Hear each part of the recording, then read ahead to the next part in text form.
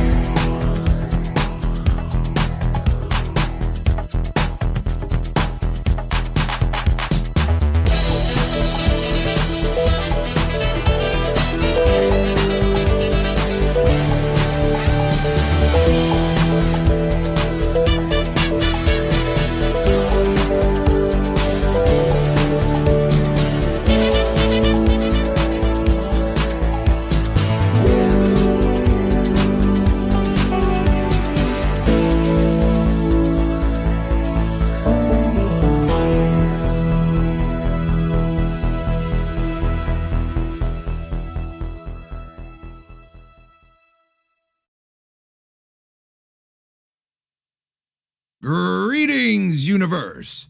My name is Orbital Bacon, and I am certified G1 and a real freaking prime.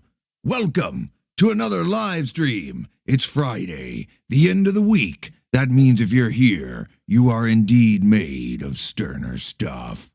Wooga wooga and booga booga, bim bams and flum bums.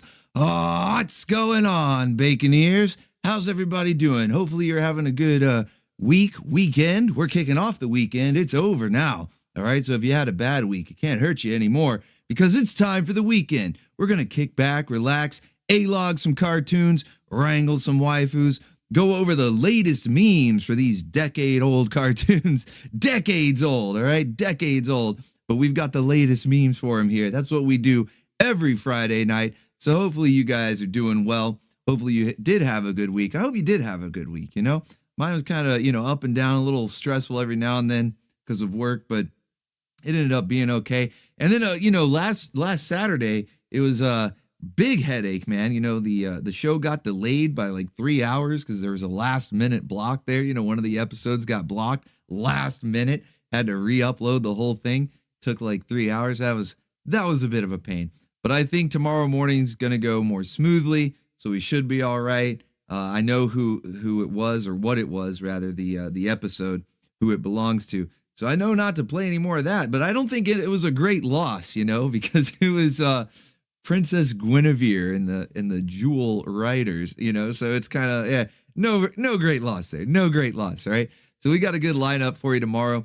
We're gonna go over all that. We've got all the segments here lined up. Saturday morning preview. I'll give you a taste of things to come with the most of the lineup. I'll save a few surprises there, but we're going to give away most of the lineup and, of course, go over the memes to be looking out for, all right? We're going to go over the memes that you guys need to keep an eye out for tomorrow. And then, of course, we've got some news and updates, the anime grindhouse tomorrow night, although that's not really a surprise. We're like halfway there, living on a prayer with Berserk. So we're getting there. We're getting close to the end. Things are going to start ramping up in these last two volumes. Volume 2 is a little bit slow, especially compared to the first volume. It starts off with a bang, goes kind of crazy, and then slows down for a little bit. But these last two volumes, it picks right back up and goes even further beyond. It gets really insane. So we'll be looking forward to that tomorrow night. Got a couple other news and updates, of course, channel surfing and the watch parties that are coming up. And then, of course, everybody's favorite segment, we got the waifu roundup. We're going to see if we can charge up that perpetual waifu machine and see what waifus you guys can wrangle tonight, all right? Let's see who you can wrangle tonight. All right, I got some really good pinups here featuring Master Krakken, star of the show, and then, of course, we've got some more from Otacat. What's going on? I thought Are we still getting pinups from Odacat? What's going on here? So yeah, we've got a lot of good art for you guys lined up for tonight, and that's if we can, stack up that perpetual waifu machine. You know the waifus, they go whack for the stack. The Jewel Riders ride Jlaw, so of course the video crash. Oh, Painting and Rambling. Yeah, they better contact the J-Law firm. They better contact the J-Law firm. They've been in a horse crash accident, a vehicular accident there. Funny thing, we're going to see some more waifu vehicle accidents here coming up. Oh, let's go. Ron McChaos.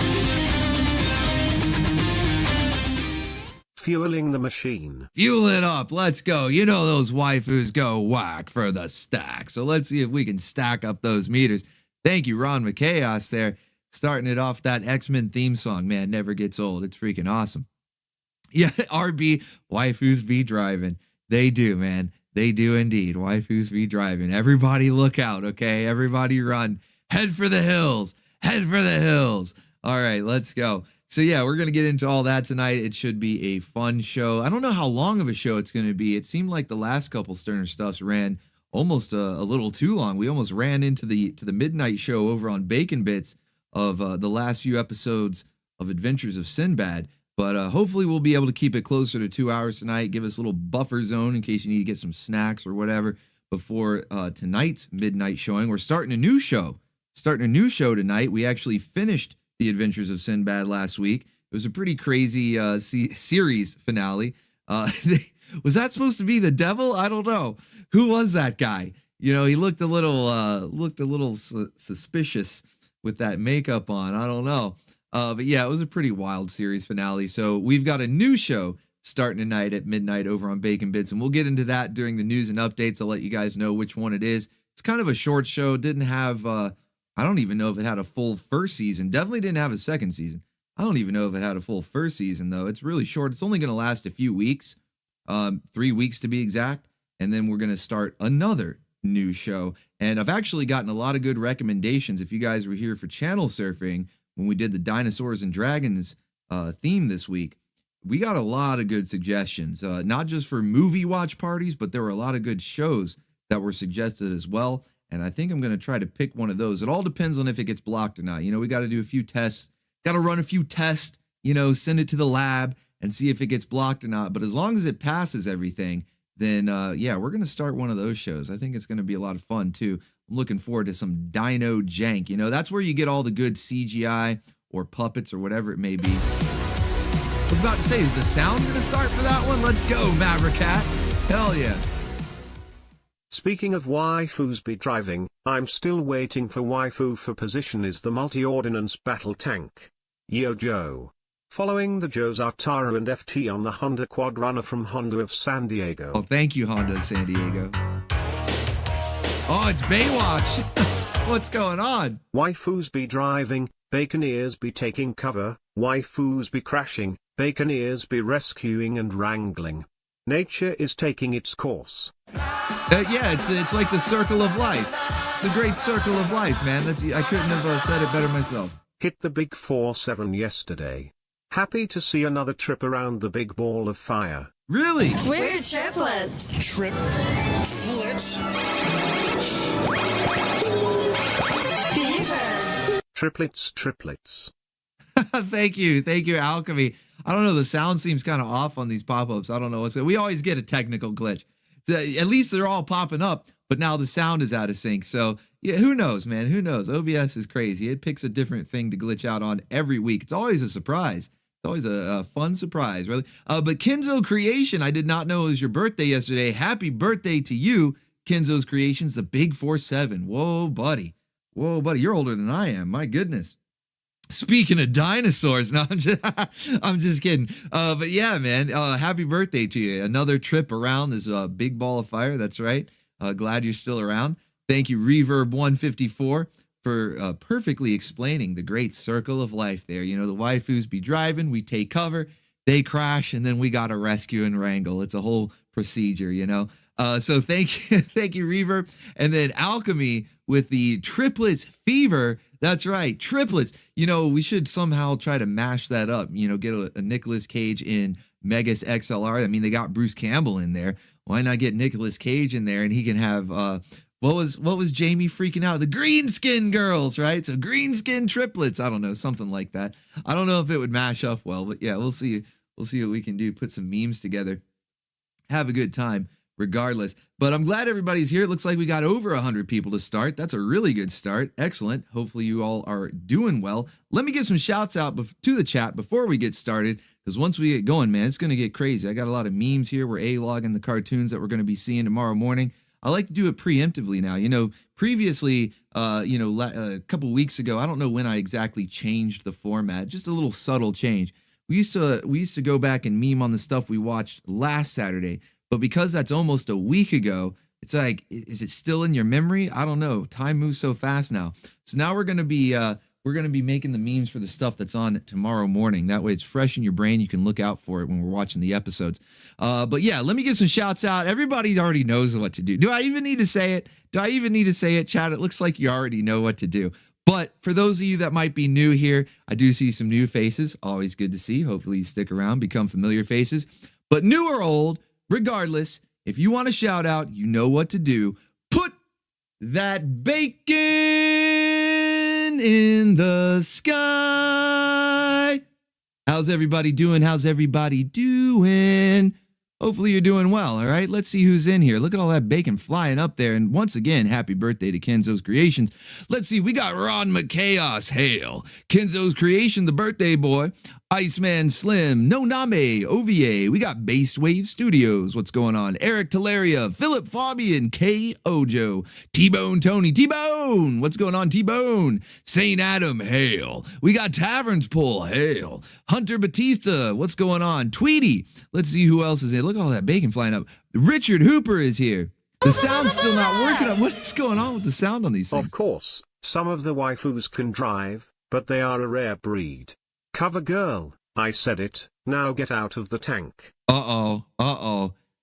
Is she known for crashing G.I. Joe vehicles? Is that why we don't see much of her in the episodes? They keep her in the they gave her a desk job, all right? They gave her a desk job, you know, she was crashing too many of the tanks. Let's go. We got Richard Hooper in here. Geek Goblin, what's going on? Zentron. Let's see who else. We got, I think I said No Name OVA.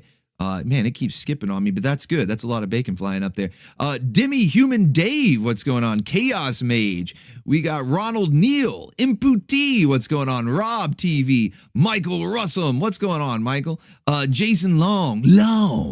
What's going on? Zahira Smith, howdy. We got Ricardo Vasquez. Let's see who else is in here.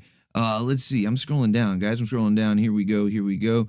Remy Millet. RB, who I think was Seymour. You were the stream boss. I was trying to get there, give you the shout out so we could all hail the stream boss, but it looks like you've already been dethroned by just $1 though. You know, we might have a little bit of a battle on our hands. You could come back easy there.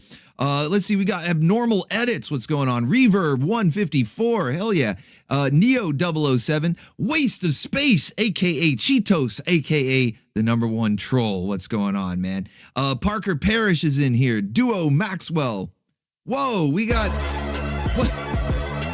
Look at this. Mesmermizing Dance. It's got the pop-up Mesmerize. It didn't even start the music on time. Mesmerize. Let's effing go. Let's effing go, buddy. Hey, I'm gonna put that towards some Burger King, some effing Burger King, all right? All right, dude? That's more like Whoa, it. Daryl I'm all Whalen. hot and bothered. Ooh, so exciting. My run of 8 in a row comes to an end tonight. It was fun. He says that as he takes over Stream Boss. Are you using reverse psychology, Daryl Waylick? I think you're starting to use some sort of reverse psychology here, because you know you said that last night. You're like, oh yeah, Stream Boss run coming to an end, and then you took it again, and then you're like, yeah, Stream Boss run, it's coming to an end tonight. As you take Stream Boss, just as Seymour took it back. This is crazy. What a battle! What a battle we have. Less crashing, and more like taking her anger out with the main gun of the tank at the base, and sometimes inside the base as well. Well, that's still, as Skeletor would say, just like a woman So they definitely gave her a desk job. I'm pretty sure. That's why we don't see her in action like Lady J and the Baroness, you know. They put her behind a desk, all right? Same result there, but thank you. Thank you guys so much for the support right out the gate. All right, let's see who else is in here. I see 4444 Lowbrow. We got Skeleton Sage, a new face right there, Skeleton Sage. Welcome to the stream. Glad to have you here. Hopefully you stick around, become a familiar face, all right? Enjoy the show. Let's see who else is in here. Daryl Walick, the current stream boss. We might have a battle on our hands because you just kicked out Seymour as he took it back. He might be coming with a vengeance, man. I don't know. He might try to get revenge on you. Some Caesar. You know, he's A2 Daryl. All right. Prince of the Abyss is in here. Maverick Cat, Bloodwork. Everybody run for crying in the mud, Bobby. It's Bloodwork. What's going on? We got Vixen. Let's see who else. Tim J is in here. Remy Millet, Ace of Spades, 88. Hail. What's going on, buddy? We got Talica Man. Hell yeah. Two metal band references back to back right there. I like to see it. Let's see who else is in here. I'm scrolling down. We got the Triforce Kid. We got Astro Knight. Cyric. All right, Cyric. Let's see. Mr. Kezerdrix. I think I'm saying that right. I don't know. I usually mispronounce at least one person's name each week. It might be you. Yes! Yes! There's the 10 big Bison Bucks. I told you he's coming back. One more for the night, Peepo. Happy, appreciate the cartoons as always, buddy. Did it call Pepe Peepo? Did you guys catch that? Was I the only one that heard that? He called the little Pepe emoji Peepo. Anybody else catch that? I don't know. Kitty's on the Zook, all right? Kitty's on the Zook tonight. Maybe that's why that sound is delayed on these pop-ups. Kitty's zooking out. I think he's the one running the control panel back there. What's going on, Kitty? All right. Thank you, though. Thank you, Seymour. Trying to take revenge. It looks like you weren't quite able to. Daryl's still holding on to stream, boss, man. You might be just within an inch there, within a hair. Let's see who else we got. Electric Monk. What's going on, Electric Monk? Who else is in here? You guys are cracking me up already. Let's see. I'm scrolling down. I kind of lost my place. I was laughing too much. Kind of lost my place as the thing was going by, but that's all right. Mr. Kezerdrix. Yeah, we got Mr. Triforce. We got them. Okay. Leave me alone, please. No. What's going on? Castlevania is indeed good. Hell yeah. Let's see. Anybody else that I may have missed? D-Ben's drawing vids. What's going on, D-Ben? Good to see you. That's a guest artist. Okay, we've got a guest artist here.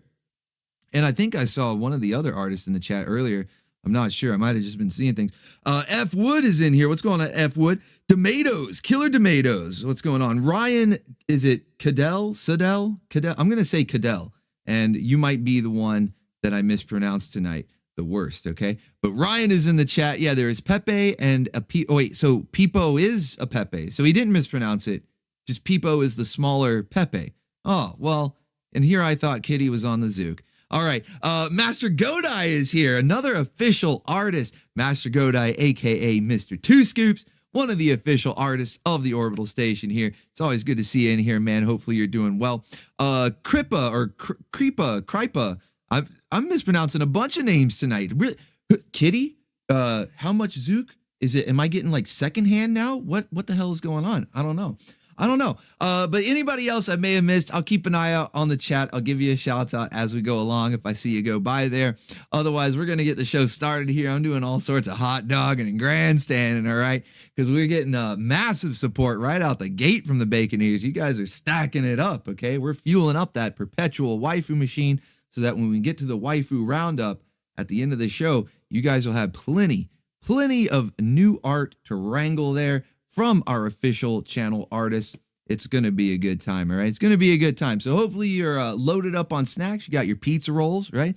Some sparks, some spins, some crystal twists, some foo-pa. And of course, we're zooking out over here. All right, look, I'm zooking out so much I didn't even turn on the soundboard. Wow, okay, what a start. Hey, let's try that again. No, man, he's just zooking out. He'll be okay. There we go. We like Zook, see? Yeah, we do like Zook, all right? We do like Zook, okay? I don't even know what it is. But I like it, all right? So we're going to get the show started, guys. Like I said, I've got all the segments lined up for you tonight. It's going to be a fun show. I think you're going to like some of these memes that I cooked up here. I don't know. I did. I don't know. Maybe I'm biased, you know. I like them. but I think you guys will like them too. It's going to be a fun show. Even the news and updates will be pretty fun. Short, kind of brief, but fun. Not too much news this week, but that's kind of a good thing. I don't, when it gets to be a lot of news, then you get the likelihood of some bad news coming in there. Oh, what is this? Cheetos? Huh? The sound and the pop-up doesn't want to work. You broke it. Right, got it. I am returning the chief to Ranma Chaos to see again. Thank you. Thank you, Cheetos, man. I don't know. Somehow it's like that was double broken. The sound didn't want to play. The pop-up didn't want to show up. It was like double broken. What is going on here? Man, I gotta see what's going on in OBS, man. The control panel is out of whack. Let's see. I saw a few other people. Was it Input Emitter? I think I saw Input Emitter in here. Trying to just catch everyone. Painting and Rambling, in case I didn't see it. Painting and Rambling.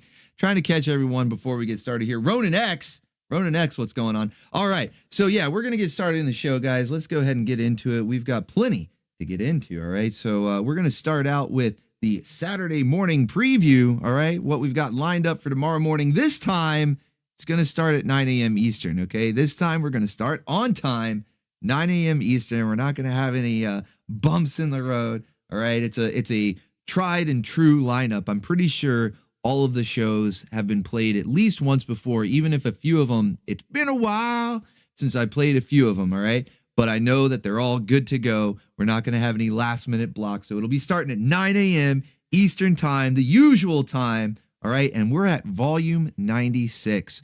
Whoa, buddy. I can't believe how close we're getting to 100. Every week that goes by, it's like, whoa, buddy. I can't believe how close we're getting to volume 100 without missing a week. Okay, that's nearly 2 years. When we get to volume 104, because there's 52 weeks in a year. So when we get to volume 104, that will be the official 2-year anniversary. But I mean, volume 100, that's a big milestone anyway. And we have not missed a single week in nearly 2 years. Yeah, whoa, buddy, right? Whoa, buddy. So volume 96 tomorrow morning, 9 a.m. Eastern Standard Time. Real quick, though, before I forget, I was kind of laughing. There was a bit of a battle going on. You guys had me cracking up. But let's officially hail the stream boss since he is holding on to it for the time being. He says it's going to be his last run. Might be breaking the streak. But so far, man, you're holding on strong to the stream boss throne right now with a very respectable 69 hit points. All right. It's a very meme-worthy health bar there. 69 hit points. So all hail Daryl Waylick. Let's get those pizza rolls raining. Let's get the waifu swanging. All right, that's for you, Daryl Waylick. Let's see how long you can hold on to that. I thought Seymour was going to come back and dethrone you, especially since you stole his thunder there. But hail Seymour as well, okay? RB / I think he's RB in the chat. Correct me if I'm wrong. I think Seymour, you're RB in the chat. I believe so. But let's give him a little side hail there, okay? We'll give the main hail to Daryl, and then we'll give a little side hail to RB, okay? Yeah, wait, you know why? RB, you know why? Because you changed your name. You used a different name. It has to be under the same name. Okay, so RB, okay, we got a little bit of a fluke, whatever. I mean, everything else is glitching out. Why not this, right? Yeah, we got a little bit of a fluke here. RB, I didn't even realize that. I didn't even think about that when it popped up. But you have to put it under the same name. Otherwise, it'll count you as a separate super chatter since we're doing this third-party style. And T-Bone, Tony, T-Bone with the mesmerizing down, mesmerized, stupefied. Belly dancer waifu in cave babe bikini, Titan boa car slithers on stage, wraps around her body, hypnosis starts, bacon ears cheer oblivious to mesmerizing battle. Every super chat from T-Bone is a riddle, and I love it. He's the Riddler. I think that T-Bone the Riddler, okay? He's the Riddler. It's enigmatic. Very enigmatic and mysterious. No one can decipher what he's saying. No, thank you, T-Bone. I appreciate it. Thank you for that mesmerizing dance. Yeah, RV says election interference. It was rigged. You can't rig the TIG. Okay, where's Tiggy? We need Tiggy, man. You can't rig the TIG. And Tiggy, I guess it's his day off. It's his day off, and now we've got election interference. Holy shit. What is going on? But yeah, RB, you're right, though, because that's what I thought. When you came back like that, I was like, all right, he's definitely going for the throne there. He should have it. I was kind of surprised, but that's my bad. I should have said that beforehand. or at least as soon as I noticed the different name. So that means that RB is actually the current stream boss with 74 hit points on the health bar. All right, yeah, the monolith. The monolith is rigging it, man. They're watching us, okay? So is the moon. The moon is watching us. The monolith is watching us. They're putting plants in our food. It's all conspiracy, man. It's really crazy. Really crazy. You got to watch out. You got to be careful, okay? But you know what? Even if Tiggy's taking the day off. Like whoa, and then Daryl comes back. He's like, let me just clear things up. So exciting. In honor of the guest artists, I have one donation left, but I'll keep the amount secret. Love you guys so much. Thank you, Daryl Waylick. I appreciate it. Okay, so that clears everything up. No more election interference now. Okay, no more conspiracy now. Daryl just cleared everything up, and he said, all right, let's make it a definitive victory here with 138 hit points on that health bar. Whoa, buddy. Okay, well, it's all, I was going to make a little note and say, RB's a stream boss. But Daryl comes in. RB's like, damn, I got to save some money for effing BK, dude. Hey, dude, I'm starving. I need not a Whopper. He doesn't like the Whoppers. He likes the Roadhouse King, right? I need an effing Roadhouse King, buddy. Dude. Oh, man, draining the BK fund. Draining all of RB's BK fund, man. What a world. What a world. But thank you, guys. I appreciate it. Massive support right out the gate. You guys are awesome. Wow. Thank you so much. And we still got a few more people coming in. I see Hilo Hitty. What's going on? Yeah, good to speak to you on Telegram, man. Hopefully you're doing well. Inzeru is in the chat. What's going on, Inzeru? Still see a few more people coming in. It's good to see you guys here. Hopefully you're having a good end of your week. We're kicking off the weekend, all right? We're kicking off the weekend. We're going to have some fun here. Just kick back, relax, make some jokes, and, enjoy a Friday night with the Baconeers. That's what we do. This is the best community on YouTube, all right? We have a lot of fun over here. You guys are awesome, and it's always nice to see a little battle for Stream Boss, too, gladiatorial combat there. But, the election seemed like it was rigged for a second. Daryl cleared it up. All right, let's see. I don't know. Daryl says the streak's going to end tonight, but I don't know, man. That's a pretty big health bar. I don't know. All right, let's get back into it. All right, Saturday morning preview. This is what we've got coming up for you tomorrow, 9 a.m. Eastern Standard Time. It's going to start on time this time, all right? There's no random episodes getting blocked, because that was a show that I had never shown on the station before last week, and I should have known, put it through the test. I always got to put it through the test. I didn't do that one, and look what happened. But these shows have all been tested and approved. They're good to go, so we're starting at 9 a.m. Eastern Standard Time tomorrow, and you know what? I'm doing a little bit of like what we did last week, how we had the theme.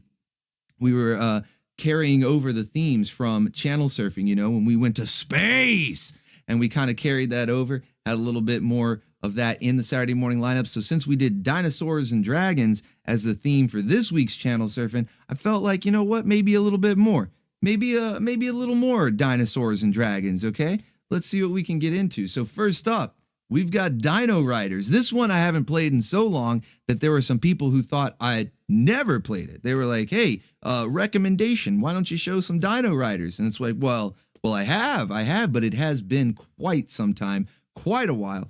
So let's bring it back. Let's get some more Dino Riders action in here. Of course, we've got a waifu. It looks like she's sitting in a pilot seat. I don't know. It looks like she might be, is she steering one of the dinos? Are we going to have a dinosaur vehicular accident? Okay. Contact the J-Law firm, because when dinosaurs start crashing, it's gonna get messy. It's gonna get really messy. So let's see what happens here. Let's see what happens. Serena! Arrow's taking me flying. What? Oh no, not flying. Oh no, it's getting even worse. Oh no. Wanna come? Oh, I don't know, lad. Serena may not be ready to fly with us. Based? Okay, based. Listen to the voice of reason. Boy, that sounds like a challenge, Arrow. Only if you want it to be. Okay, you're on, Flyboy. Serena, be careful. Don't worry, Grandfather. I'll be just fine. A few moments later. Oh, fuck. Oh, fuck. Oh, no. Oh no. Oh no, should have listened to the voice of reason. Should have listened to the voice of reason. She's all, yeah, you know, thinks it's all a game, right? Sounds like a challenge. Oh, don't worry. Even Grandpa was like, look, I may be a senile old man that has, look at his eyes. I may be a senile old man that doesn't even have eyes. There's just blank white spots on my face. But even I know you probably shouldn't go flying, okay? Don't do it. Don't do it. She's like, oh, I'll be fine. Famous last words. Famous last words. Oh, no. Oh, no. Yeah. So it's going to be kind of crazy. Now, of course, they're not flying jets, you know. She's flying dinosaur. Cave Babe Serena, Sailor Moon, zooked out on my green apple vodka. I must have seen her while zooking out on Wednesday night. Another enigmatic That's more super like chat. it. Whoa, I'm all buddy! hot and bothered. Ooh, RB, so holy shit, man. News of my dethroning has been highly exaggerated. As a side note, you ought to record Toonami Tom-style bumpers to insert between the shows and commercials on your Sati streams. Would elevate it even further. That's not a bad idea. It's not a bad idea. Dinos and dragons? What about Diana and dragons? Booga booga booga. Ooga booga. Holy shit, you guys are cracking me up tonight. Whoa. All right, thank you. Thank you, Fading and Rambling. And RB, okay, now it's official. Now it's official. No more election interference. It's all sorted out here. RB Seymour is stream boss officially with 142 hit points on that health bar. There's probably a little bit more because of the what is it, 20 extra? I think it's actually 162, right? There was that 20 under the different name at the start of the stream. So I'll try to keep a mental note. All right, we'll see how well I can do because you know I'm zooking out over here with all this craziness. But yeah, so RV Seymour, all hail, all hail. Get those pizza rolls raining. Get that waifu swanging for you, good sir. All right, thank you so much for the support. Really appreciate it. And a very respectable indeed, okay? Massively respectable health bar there. 162 hit points. Don't let the display fool you, all right? I think you might have it. Daryl Walick, it looks like you might be right. I didn't think so at first because you were saying, you know, some reverse psychology. Oh, yeah, this is my last run as stream boss, and then you come in and take it over.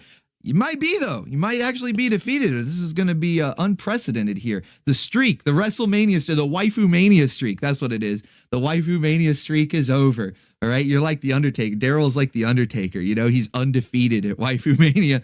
How many times? 8? Was it 8 in a row that you were stream boss? That was pretty wild, man. But yeah, the streak must come to an end, just like for the Undertaker. All right, and RB, hopefully you didn't spend all your F and BK money. You know, you need an F and Roadhouse King, all right, and a soda. You can't just have water with a burger like PWR getting water with his single cheeseburger like a plebeian. Okay, we can't have that. Make sure you get a soda, maybe a French fry. All right. So yeah, let's go the Undertaker. Man, we need to get back to the Waifu Mania events. I was planning one a while ago, and then things got a little hectic. I was running low on funds, but that's not a problem anymore, okay? So we're getting Waifu Mania. We're going to fire it up, okay? We're getting the Waifu Mania back, you know, get the squared circle, okay? Action within the squared circle. And we're going to have a whole bunch of new features for that, too, like run-in interference, all sorts of good stuff. Make it more like a wrestling match, you know, like you see on WWE, all right? And then, yeah, the advice for the Toonami bumper, it's interesting you mentioned that. Not only is it a good idea, it's, you know, kind of great minds think alike because not necessarily for Saturday morning cartoons, more for the Saturday night show, I was thinking about making that custom made, all right? I know some 3D animators, and I was talking to one of them to see if they could make a custom Toonami-style intro/bumper, you know, where you got the character walking through. I don't know if I would use Tom from Toonami. I was going to see if they could somehow 3D model the this guy right here, the Baconeer, right? The Baconeer avatar, somehow get him 3D modeled and have him walking through the orbital station, right? And all the shows and stuff that are on the screen as he's walking down the hall, just like Toonami. I mean, we'll basically recreate, we'll use the lo-fi beats and everything just like Toonami, but we'll use shows that were specific to the channel. And if we do one for the Saturday morning cartoons, that might be even better because there's a lot more shows and stuff to put clips on. We got all sorts of memes. That's what I would probably do. I would put memes up on the screen as he's walking down the hall. That would be even better. All right. So, yeah, I like that, man. I like that idea. Okay. I like that idea. Thank you so much. All right. So, yeah, Dino Rider. She doesn't actually fly the plane. Got a little distracted there. She doesn't actually fly a plane, but she is on a flying dinosaur. So, calamity could still ensue. Okay. Catastrophe may still be afoot. All right, you got to tune in to find out. I don't want to give too much away, but we know waifus, they don't have the best track record when it comes to piloting vehicles, whether on the ground or in the air. Okay, that's why the J-Law firm exists. Okay, so we got to tune in and find out, is she going to be all right piloting this dinosaur? I don't know. I'm worried. Okay, she's seems a little too overconfident. That's what do they say? Hubris is your downfall, right? A little too overconfident there. Maverick Cat fueling up the thrust bus. Let's go. How about Kitty in the place of Tom? The screens could be all kinds of imagery of cake moments from shows. Panties that he needs to pardon. Wait, why do they need the pardon? He just says pardon me because he's polite. I don't know that they need the pardon. That's interesting. Okay, interesting. Not a bad idea though, having Kitty there. He needs to be there, even if he's not the one walking down. He could be like walking with the Baconeer. You know what I mean? He could be walking with the Baconeer, or maybe sitting in the chair or something. You know? Because doesn't Tom end up walking down? He gets in like a big chair when it looks kind of like the bridge of a spaceship. You know? And Kitty could be sitting there on the arm of the chair. I like that. I like that. Pardon me. Pontsu. And that's actually that's foreshadowing. Okay, that's foreshadowing. We're gonna see a return of that meme very soon. Okay, very soon, and maybe as soon as tomorrow. Maybe as soon as tomorrow, you're gonna see a return of that meme, and you might get a little preview of it for it tonight here. All right, so yeah, on the ground, in the air, take cover everywhere. Because waifus are piloting, they're behind the wheel. It's a dangerous sight. Okay, my goodness. I finally get a few days off, but when I come back, this happens. Oh, great, Shibuxa, you liar. I have to see my cake once a week. There is never enough cake. I don't know. That looked like too much. That looked like too much right there. She was having trouble. You know. That's nature's defense, because you see she could barely fit in to pilot that giant robot. You know, she couldn't even fit into the cockpit. That cake is nature's defense to keep waifus out of the cockpit, so they're not piloting these things. You know, but yeah, thank you, Daryl Walick, and coming back as Stream Boss, and this is for real. It's not election, no rigged election interference or anything like that, because I made that mental note. It was 164, right? It was 164. So he actually came back 168. My goodness, this is gladiatorial levels of combat here for the Stream Boss title. Daryl Walick doesn't want the streak to end, okay? He can't go the way of the Undertaker. That was some BS, all right? That was effing bull, okay? That was effing bull, as PWR would say. That Undertaker lost to Brock Lesnar there. So can't let the streak end, all right? Daryl, you're not going to make the same mistakes, right? You're taking it back. This is crazy. Wait, hold on. Did I do math wrong? No. Surely your math is right. I don't know. RB, you let me know. I'll take a gander here at the end. We might just have to call it a tie, and you can both be Stream Boss. I don't know. We'll see how it goes. But thank you guys both so much for the massive support. Everybody, lots of generous Baconeers here tonight. Thank you guys so much. We are definitely fueling up that perpetual waifu machine. So when we get to the waifu roundup, you will have no shortage. All right. You better be ready to wrangle. Okay. Be ready to wrangle when we get to the roundup. All right. Yeah. Don't worry about it. You're just happy to support. Dude, that's so nice of you, man. That's so nice of you. You guys are awesome. All right. This is why I say best community on YouTube, because you guys are awesome and you're very considerate. You're very nice to everybody, not just me, to each other. It's awesome, man. It's great hanging out with you guys. That's why we do this every Friday night. This is the best way to kick off the weekend, just hanging out with the Baconeers. All right, let's go. Let's see what else we got. So continuing the theme from Wednesday's Channel Surfing stream, I wanted to include some dragons, some dinosaurs. So, of course, we got Dino Riders. What else do we got in here? Oh, let's go. We've got She-Ra. It's been a minute since we've seen She-Ra, Princess of Power, okay? And even though we're supposed to be doing the Dinos and Dragons thing, it looks like there might be a little bit of waifu mania talking about getting back into the squared circle. Looks like they're ready to face off right now, although I don't know if it's going to be for the championship belt. It might be for title of shortest miniskirt. Tiny miniskirt! Who has the tiniest miniskirt here? That's the real winner. Okay, that's going to determine the real winner here is who has the tiniest miniskirt. I don't know. It's pretty close. Looks like Katra might take this one home, though. Looks like Katra's going to take home the belt. There's not even room for the belt. There's not even room for the belt on there. But it looks like she might be taking the title home. Yeah, Katra, everybody, chat, what do you guys think? People are already saying Katra. It looks like Katra. Yeah, I think she might be winning this one. RB says, I argue that Katra's doesn't even count. Well, because it's so barely there. Is that why? It doesn't even exist. You know, the mini skirt, as tiny as it may be, it has to at least exist to be in the competition, right? I don't know. That might be what got her winning there. I don't know. Either way, it looks like, you see that little broom handle guy? He's looking, okay? He's checking it out. He's checking her cheeks. Look at that. He's looking right at She-Ra right there. He's checking her cheeks. But not everybody is interested in the tiny mini skirt, because we've got this guy here. He's looking at something else. What's going on? Hold on a second, man. Wait, Katra spotted you too. She's looking right at him. It's like, bro, you gotta use this. You gotta use the side eye, okay? Haven't you learned about peripheral vision? Okay, somebody teach this guy about peripheral vision, all right? Because he never learned. Okay, it's like staring into the sun. Okay, it's not, you're gonna get in trouble. Where's the sound? No sound? What? Okay. Little late, but when managed democracy calls, one must dive. Little cake for the Friday night fun times. Let the games begin.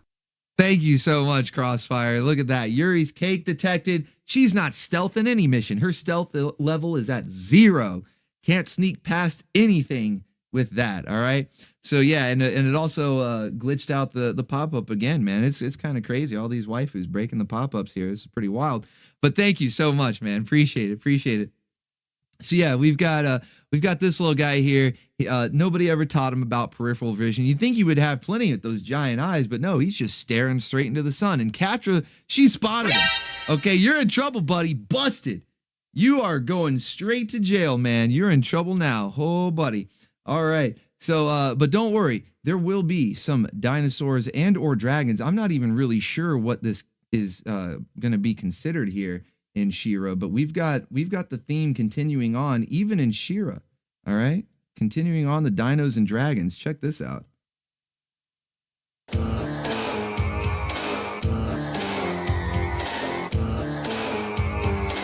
Let's go.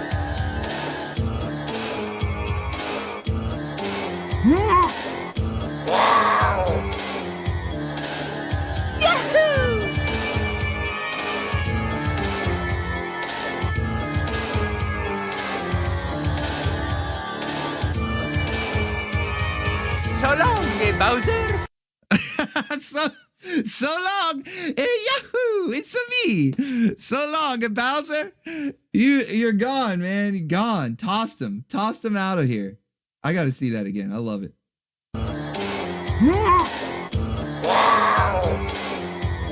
It's a motherfucking T-Rex.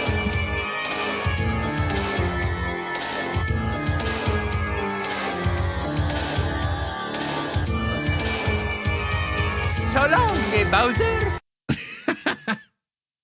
So yeah, we've got I don't know if that's a dragon or a dinosaur. It looks like a little bit of both, but She-Ra doesn't care. All right, she's just tossed it like Bowser. Yeah, felt it, absolutely felt it. Even got the rocks landed on him. He's dead. All right, so yeah, She-Ra just tossed him out like Mario, channeling some Mario 64 there. Yeah, I think it's more of a dinosaur than anything else. But yeah, so we're going to have a little bit of dinosaur action in She-Ra as well. You will definitely see it as a running theme in tomorrow morning's lineup, not just Dino Riders, but as we go through all the shows, you are going to notice that theme going on, all right? And then let's see what else happens. We've got a little bit of wrangling, okay? A little bit of wrangling and tangling. This time it's waifu on waifu wrangling.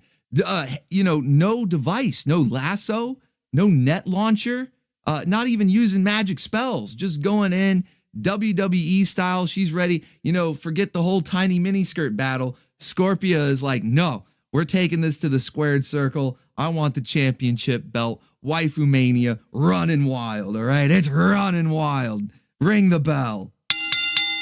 Let's go. So yeah, we got some wrangling going on. She's got the pinchers, so once she locks in that death grip, it's all over. It's all over. So yeah, She-Ra's going to be pretty wild tomorrow as well. Definitely tune in to see what happens there. Is she going to get wrangled? Who's going to win the battle of the tiny mini skirts? And of course, Bowser gets felted. One more time. I got to see it one more time, guys.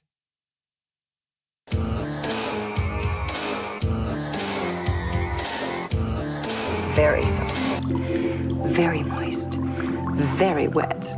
Cave Serena, Sailor Moon, tied up and sacrificed to T-Rex, zooked out on my green apple vodka. I had to break out of my zook and saved her just in time. Let me tell you, T-Bone, if I were Batman and you were the Riddler, the city would be doomed. Doomed. I can't decipher these enigmatic, cryptic messages. But no, I'm just kidding, man. Thank you so much, man. Really appreciate the support. And you know what's funny is that pop-up worked. That's normally the one that breaks the most. For whatever reason, Linda Carter doing the Maybelline commercial, it breaks the most. It almost never works. But when all the other things are zooking out tonight, that one worked perfectly fine. Go figure, right? Go figure. Maybe it's the weird riddle that you put with it. But thank you so much, man. All right, I gotta see the rest of this one more time. I love this one. Let's go. Let's go. Wait. When she jumps off Swifty, let's go. Let's go.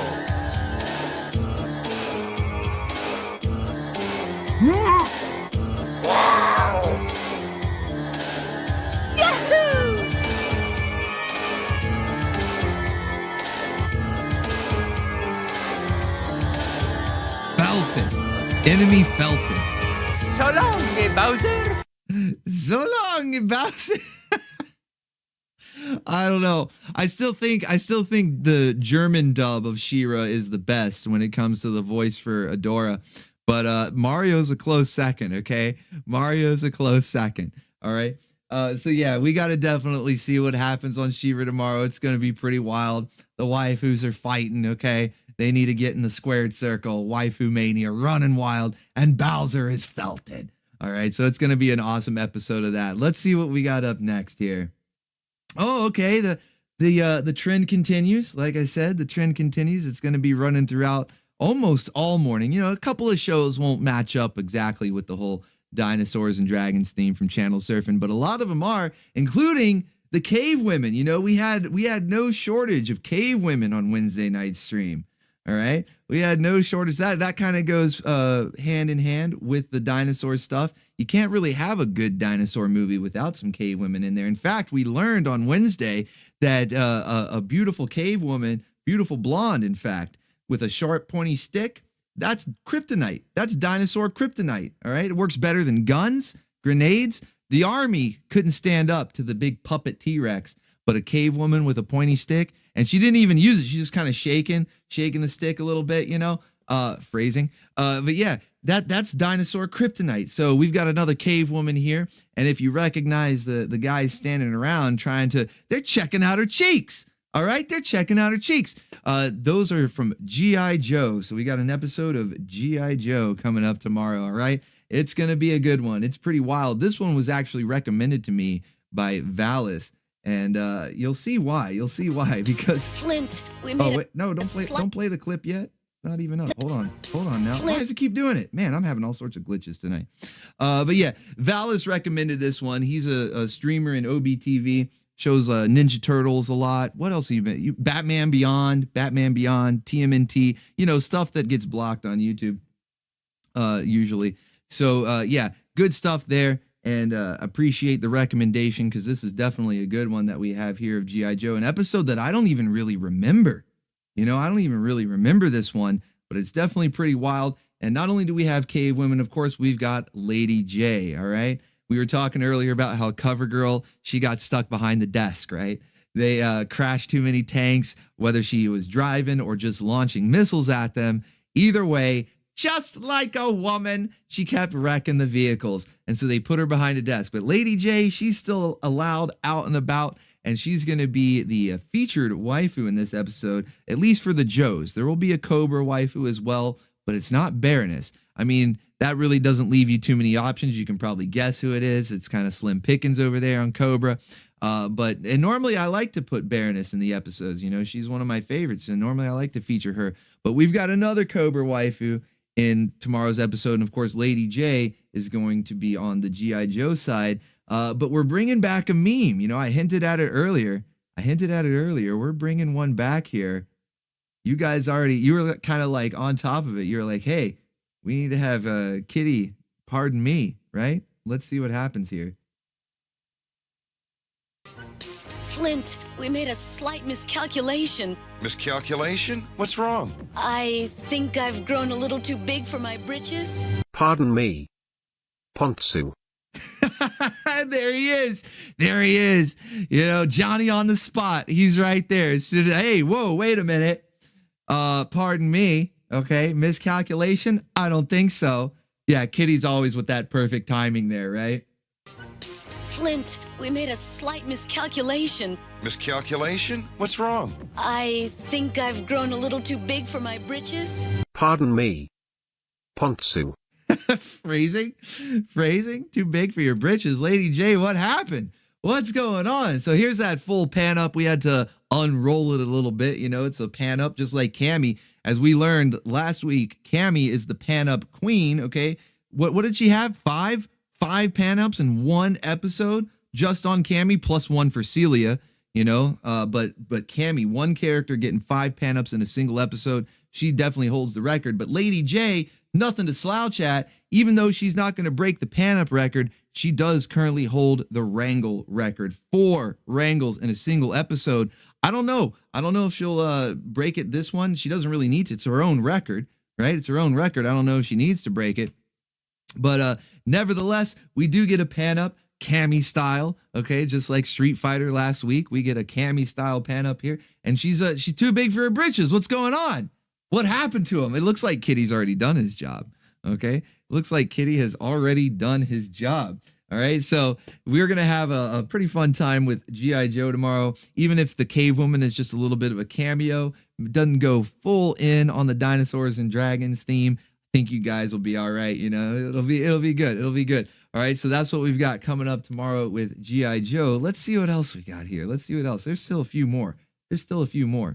Oh, here's another one. Okay, this is another one we talked about on Wednesday. Now, it doesn't really fit the theme. I was going off on a little bit of a tangent on Wednesday because somebody brought it up, and then I just I had to geek out, you know? I was a big nerd for these toys back in the day. You know, I was a young bacon bit, okay? And I love these War Planets toys, and I started thinking about it like, hey, haven't played any of episodes of this show in a while, you know? So it's been a while, so we need to bring it back. This is Shadow Raiders, War Planets Shadow Raiders, the full title. It's got one of those, it's almost like a Japanese title. You know, they're not fans of brevity over there, so maybe they named this show with War Planets Shadow Raiders. I just call it War Planets, man. I don't know. I don't like those long names. But it is made, as somebody was saying, is this Beast Wars? It is made by the same studio, Mainframe Studios. So the same people that did Reboot, Beast Wars, basically all those 90s jank CGI shows, right? This one's right up there, but this one's really good. I mean, it still does sort of have a little bit of janky CGI. You know, you can't really get around that. It was the 90s, right? But it was really well written, good sci-fi action. You know, each planet was very distinct. You know, the characters all look really wild and different from each other. It's pretty cool looking.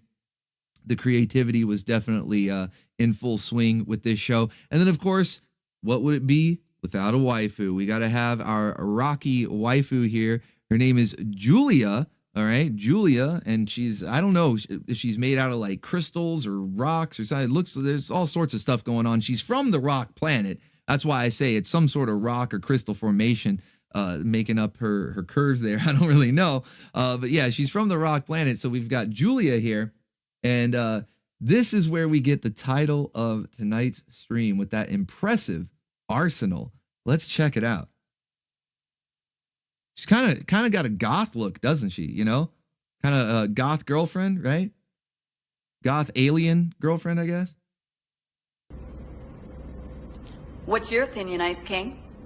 Your arsenal is quite impressive.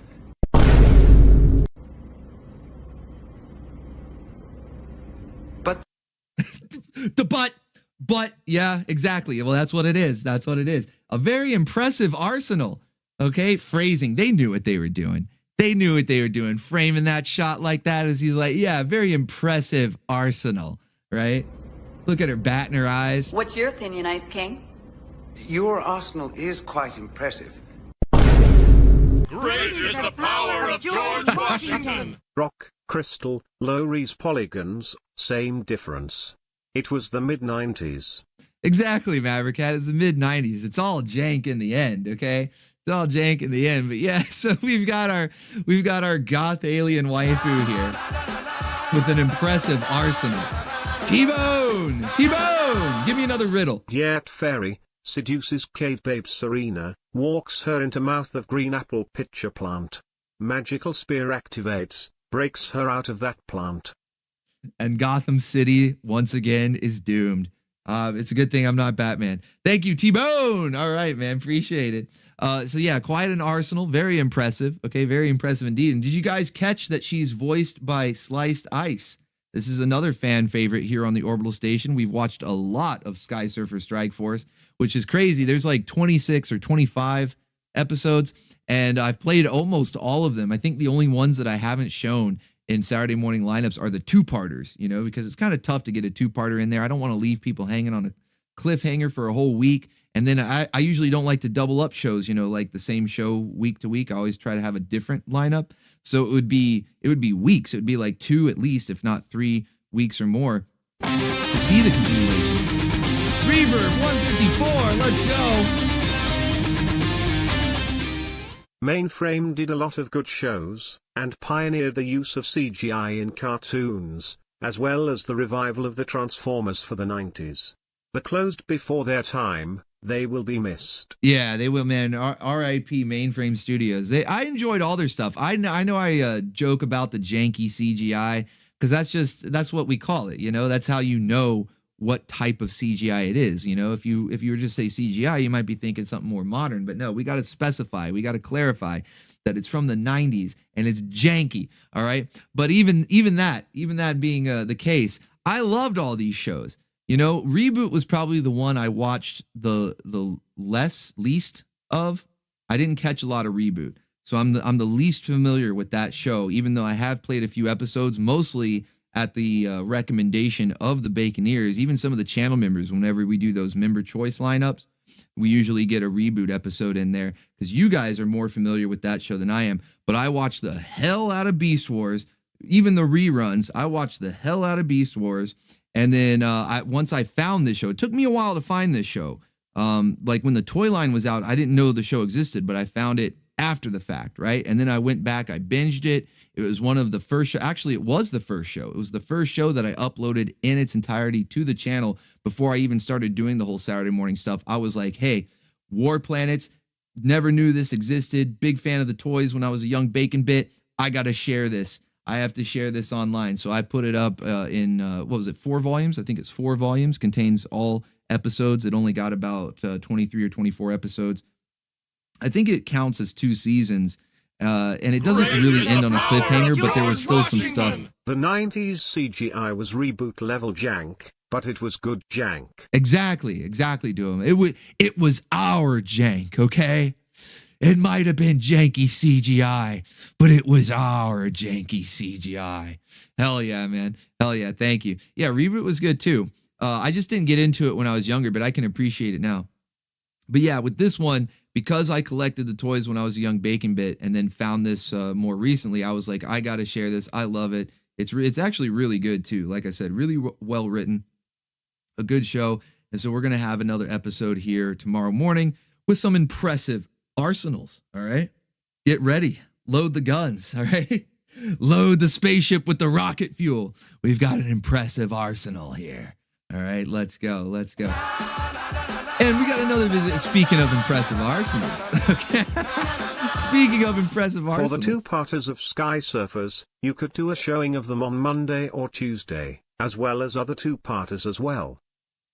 Yeah, you know, sometimes with the two-parters, I'll just end up putting both episodes. I've done it with G.I. Joe. I've done it with Ultra Force because the infamous episode featuring the Zook. We like Zook, see? The infamous Zook episode is actually a two-parter, all right? And that became a meme. That's one of the most well-known memes on this channel.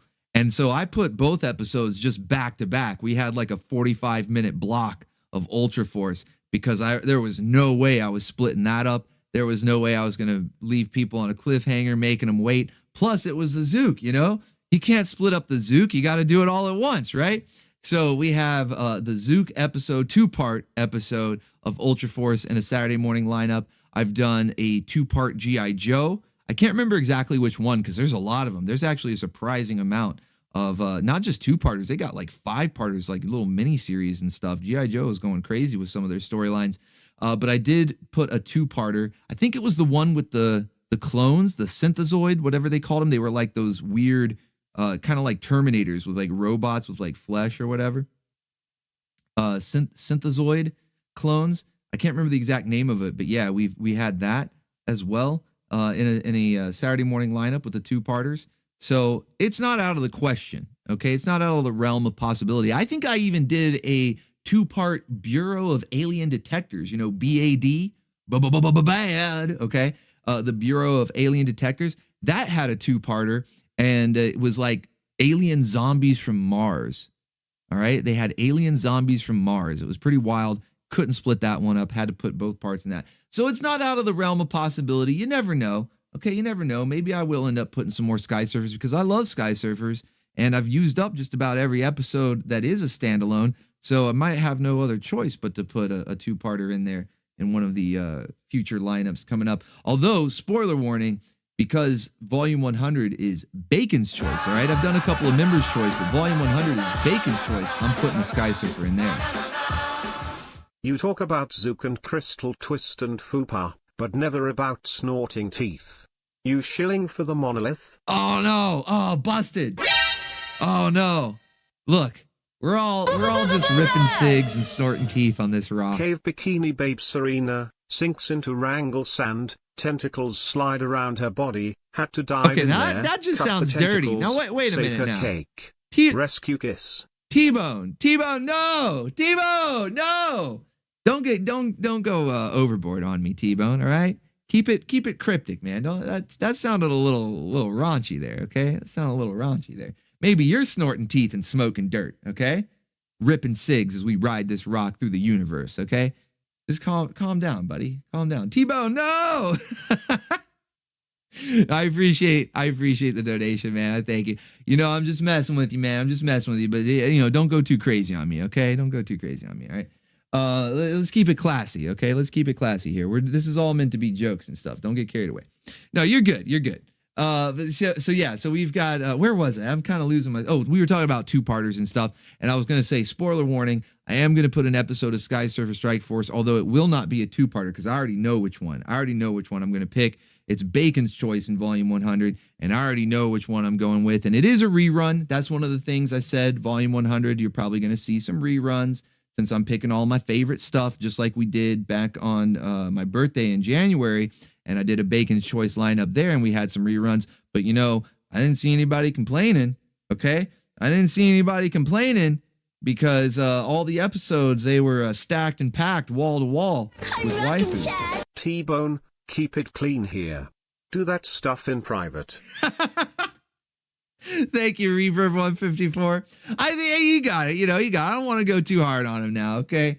All right, it's just some banter, just some friendly banter, But yeah, it's all good. We keep each other in check, okay? We're keeping each other in check here. That's what we do, all right? We keep it classy, all right? But no, thank you guys. You guys are awesome, all right? You guys are awesome. This is why I love the Baconeers, all right? You guys are awesome. Thank you, Reverb 154. Thank you, T-Bone, for all the generous support tonight. Really appreciate you guys. Let's see. We got a few more people coming in here. I see Coco Artist putting up the bacon in the chat. There's another guest artist. We'll see some art coming up from him in the very near future. Did I see Zentron earlier? I don't know. And then Immortal Ideas. What's up, Immortal Ideas? A very talented musician. you guys should check out Immortal Ideas channel when the stream is over if you want some cool electronic music. He makes it all himself, and it's got this, like, I don't know, it's kind of hard to place it because it sounds like not quite like the modern electronic stuff, which is, you know, kind of bland in my opinion. It sounds more like you know, that early 2000s electronica that had a lot more like melody and stuff. Reminds me of, you know what, Future Sound of London. You guys remember Future Sound of London? That's what he reminds me of. Really cool electronic music with like the drums and the melodies and stuff. You guys should check him out. Very talented musician. Haven't seen you in a while, man, so it's good to see you back. You rock too, my friend. Thank you, Immortal Ideas. Dalu is in here. What's going on? I don't know if I'm saying that right. Beaver Hunter is in here. What's going on? Drunken Taoist. Man, people showing up. Hey, better late than never. Better late than never. I'm glad you guys are here. Hopefully you are enjoying the show. Be sure to like up the stream if you're enjoying this madness so far. If you're enjoying this impressive arsenal, okay? Be sure to like up the stream if you're enjoying the impressive arsenal so far. What's your opinion, Ice King? Your arsenal is quite impressive.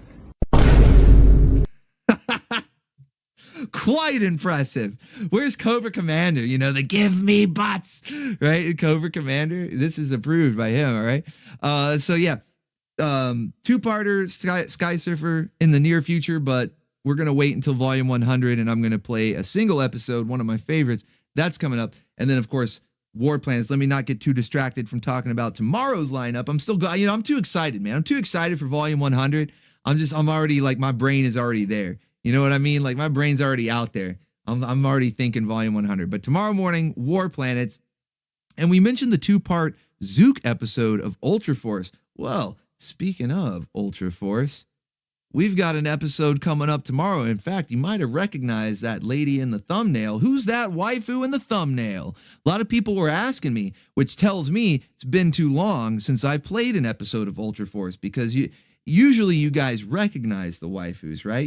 You'll put in the comments, oh, it's Charlie Girl from Biker Mice, or it's Hannah Dundee from Cadillacs and Dinosaurs, right? You guys usually know who the waifu is. But I got a lot of people asking, who's that waifu in the thumbnail? And that's right, it is Topaz from Ultra Force, okay? And of course, she's got her regular mode right here. And then when she goes into battle, she gets the, I think it's meant to be like diamond skin or maybe steel, some sort of protective coating when she goes into battle. And this one was another guest artist that we haven't worked with him in a long time, so I don't know if he's still a guest artist, but you know, he at one time guest artist Ambus provided us with this pinup image here of Topaz rocking the Red Sonja bikini. Okay, you guys probably heard about the Red Sonja live action movie that's coming out soon. It's been in production. I think they finished production, in fact, like years ago. It's just been in limbo. You know, I don't know what the whole mess was, but they finally got it sorted out. And the live action Red Sonja movie is going to be getting released soon. So in honor of that, we're bringing back this classic art here done by Ambus, a one-time guest artist of the channel that put Topaz in the Red Sonja bikini, all right? So that's who the waifu is in the thumbnail. Now you know, okay? Knowing is half the battle. Now you know, all right? So we're going to have an episode of Ultra Force, and in that episode, did you think that battle of the tiny miniskirts was over? Did you think it ended with She-Ra? After epic cave babe adventure, Serena says goodbye, tells me that I am hero in her world. She was with me all the way through my hangover. The end. T-Bone. Okay, see that one. That's like the riddles I'm used to. All right, I like that one. That one's kind of cryptic. You know, I feel like it's the end of the story, not just because you said the end, but you know the goodbyes. You know, it was almost a little sad. But yeah, I like that. Good stuff, man. Thank you, T-Bone. You know, I feel like if I were to go back and read all of your super chats as just like one giant paragraph, it would be an actual story. It would make more sense, you know, because split up between other people's super chats, and then of course I'm going through all these segments here in the show. It's not fresh in my memory, and so it just seems like a riddle. But I feel like you're telling us a story. You're weaving a tale. Okay, you're weaving a tale here. All right, a whale of a tale. All right, thank you, T-Bone. Really appreciate it, man. Thank you so much. Hey, Lynch85 is here, too. What's going on, Lynch85? Says Ultra Force was the Avengers of the Ultraverse in the Malibu comics, and you are correct, sir. And Malibu comics would end up being absorbed by Marvel, and there was a crossover with some B-list, or really more like D-list Avengers. I don't even think they were the B-listers. The B-listers ended up becoming, I think, the West Coast Avengers. These were like D-list Avengers, like Black Knight and Cersei, okay? No offense to anybody who's fans of Black Knight and Cersei, but they were like D-list Avengers, and they're the ones who got drug into the Ultra Force crossover. That should let you know what they thought about them. You know, this big event. Hey, we've got the Ultra Force. We've got these characters from this other company that we took over. We're bringing them in. Just give them Cersei and the Black Knight. You know. The regular Avengers, Captain America, Iron Man, Hulk, yeah, they're too busy for this. Thor, he's too busy. They couldn't even get Thunderstrike in there. The Red Sonja movie reboot, directed by Bassett, was in limbo for so long due to troubles securing distribution. None of the major distributors wanted to handle it during the woke age, but now they're desperate for anything people will go to see.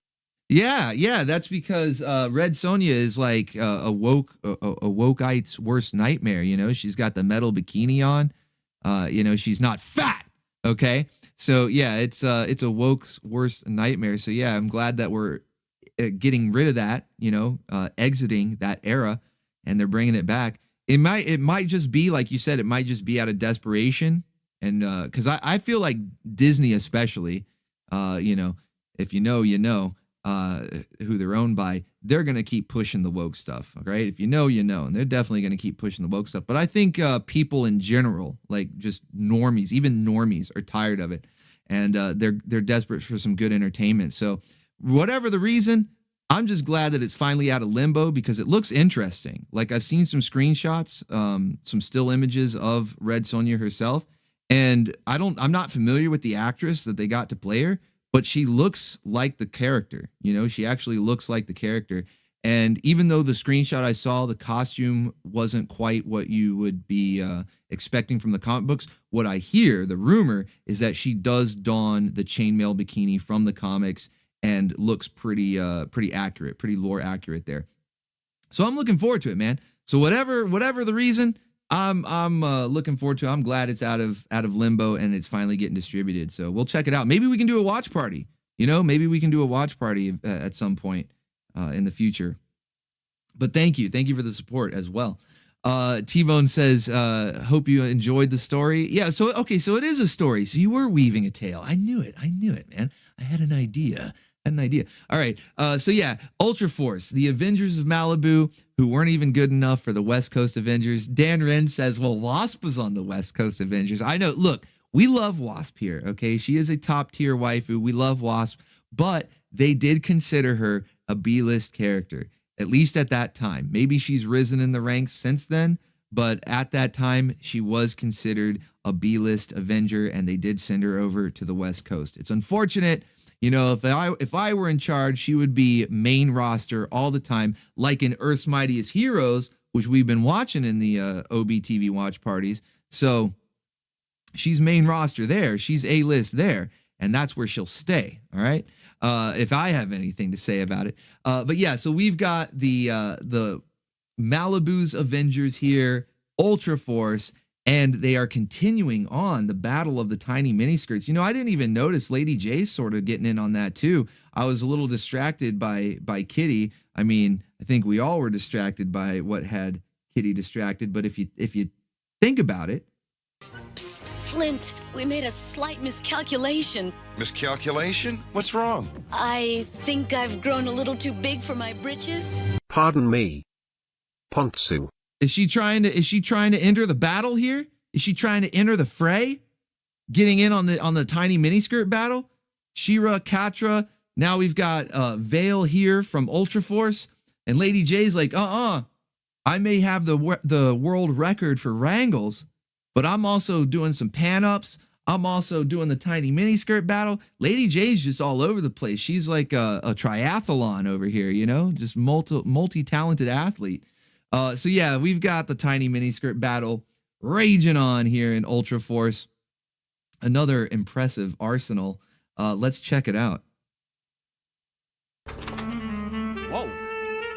Complete with saxophone. Oh man, yeah, they definitely knew what they were doing. Just like the impressive arsenal in War Planets with that frame up and everything. We get another pan up here, and they even put the saxophone.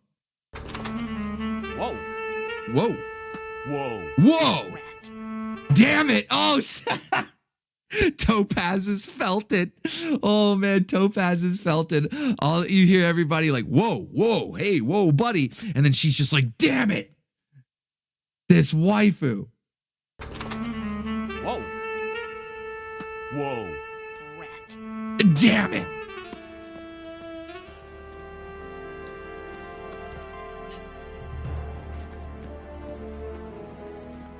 Ultra or no, she's got a powerful effect on him. Look at Topaz. Oh, it's so over. It's so over for Topaz. The feltoning, the epic feltoning. Look at, she's in pain.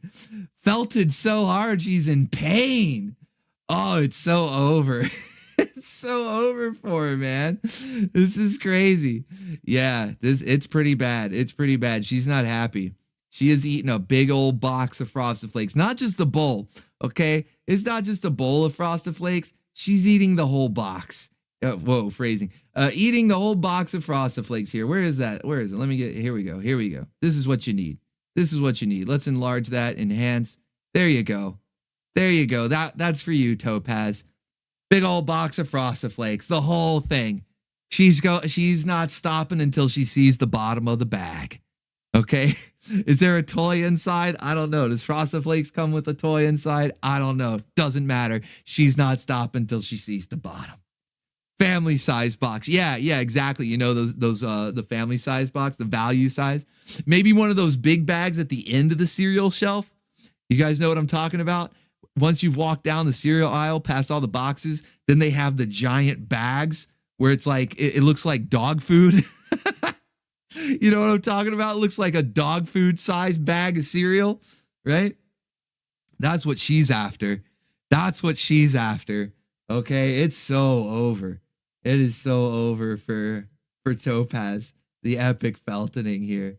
Look at Ghoul giving her the side eye too. Like he knows. Like he's like, oh man. Do you want my box? You know, like he was saving a box. You know, he was like, look, I just like the toy. I just eat it for the toy inside. But he's like, you want mine? You can have my box of Frosted Flakes too. Yeah, no milk. She doesn't even need any milk, okay? She's just diving right in. No milk required. Like I said, it's not even a bowl. She's eating the whole thing, man. Crazy. Oh, you almost feel kind of bad for her. Look at the pain on her face. My goodness, she can't stand it. Can't stand it. So the miniskirt wars are on. Okay, the miniskirt wars are on. It's going to be wild. So definitely tune in. That's tomorrow morning, 9 a.m. Eastern Standard Time. It's starting on time this week, okay? No delays, all right? Last week was a fluke. I know it started at noon. People were like, what's going on? But you know what? We still had a good turnout, okay? We still had a good turnout, even though it started late. We had, I think, 300 Baconeers. But it'll be usual time tomorrow, so hopefully we'll have our extra 100. That's all we were missing, because we normally have around 400 people. So hopefully we'll have that back again tomorrow morning, 9 a.m. Eastern Standard Time. Tune in to see the tiny miniskirt wars, the Wrangle wars, the feltoning of Topaz. Bring your own box of Frosted Flakes, because she's not going to share, okay? That's my hint. That's my tip for you tonight, chat, is bring your own box, okay? It's BYOB. Bring your own box of Frosted Flakes, because Topaz is not going to share. All right. So that's what we've got. There's a couple other surprises. I didn't want to give away all the shows. There's a couple other shows that, a few surprises in there. And now that I think about it, there is one that I haven't aired on the station before. Hopefully it doesn't get blocked at the last minute. I don't think it will. I think it's pretty safe. I've seen a lot of other channels put it in their Saturday morning lineups without any trouble. So we should be okay.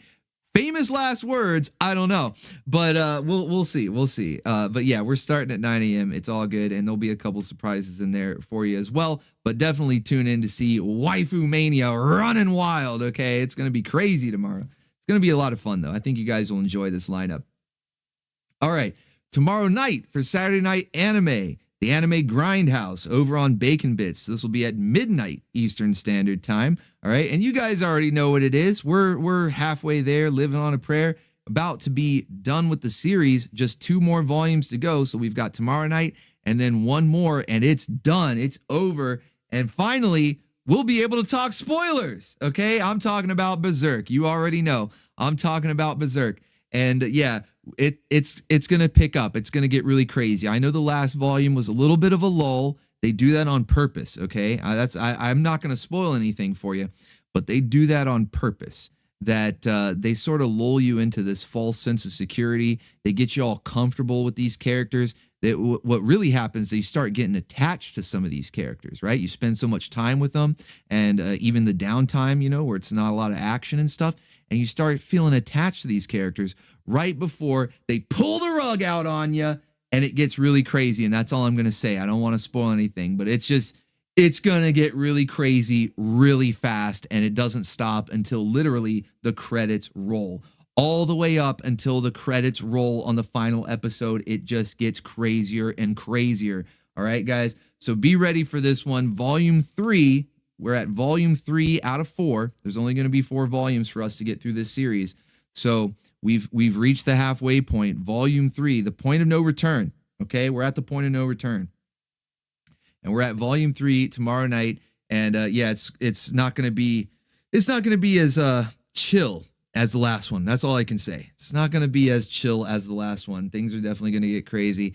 And volume 4, it's going to get even crazier. And all the way up until the credits roll on that last episode, it's just going to keep ramping up. So I hope you guys are ready. But everybody's been really good. You know, we had a little trouble with the spoilers on volume 1. Some people were getting a little eager, a little overexcited. You know, they were starting to blurt things out, right? It's okay. We addressed it last week. And volume 2, no issues. We didn't really have any issues with people spoiling stuff. Everybody was chilling. The numbers were kind of down. And I was wondering, I'm like, is this because I went off? I had my rant about spoilers and people didn't want to come watch if they couldn't. Or maybe it was just because it was the slow volume. Out of all 4, it is easily the slowest one, the least amount of action. So maybe that's why numbers weren't quite there.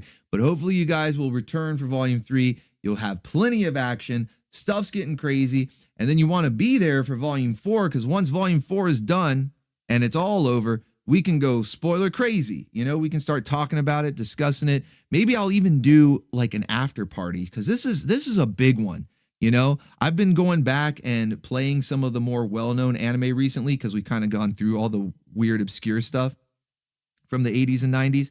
I mean, not all of it. Not, you know, Dirty Pair is pretty well-known. But, you know, I tend to find some obscure stuff that you guys haven't seen. That's what makes the Anime Grindhouse cool, in my opinion, is that it's stuff from the 80s and 90s that you probably haven't seen before, or maybe heard of and never had the chance to watch. But because we're starting to run low on that, I'm like, you know what? Let's go for some of the classics. We did Fists of the North Star. We did the Guyver. We did Akira, even though Akira ended up getting taken down, unfortunately. But hey, at least we got to watch it live. All right. And now we're in Berserk. So these are some of those classics, you know, those big names that most people at the very least have heard of, if not already seen, which is why the spoilers are such an issue, because a lot of people have seen this, right?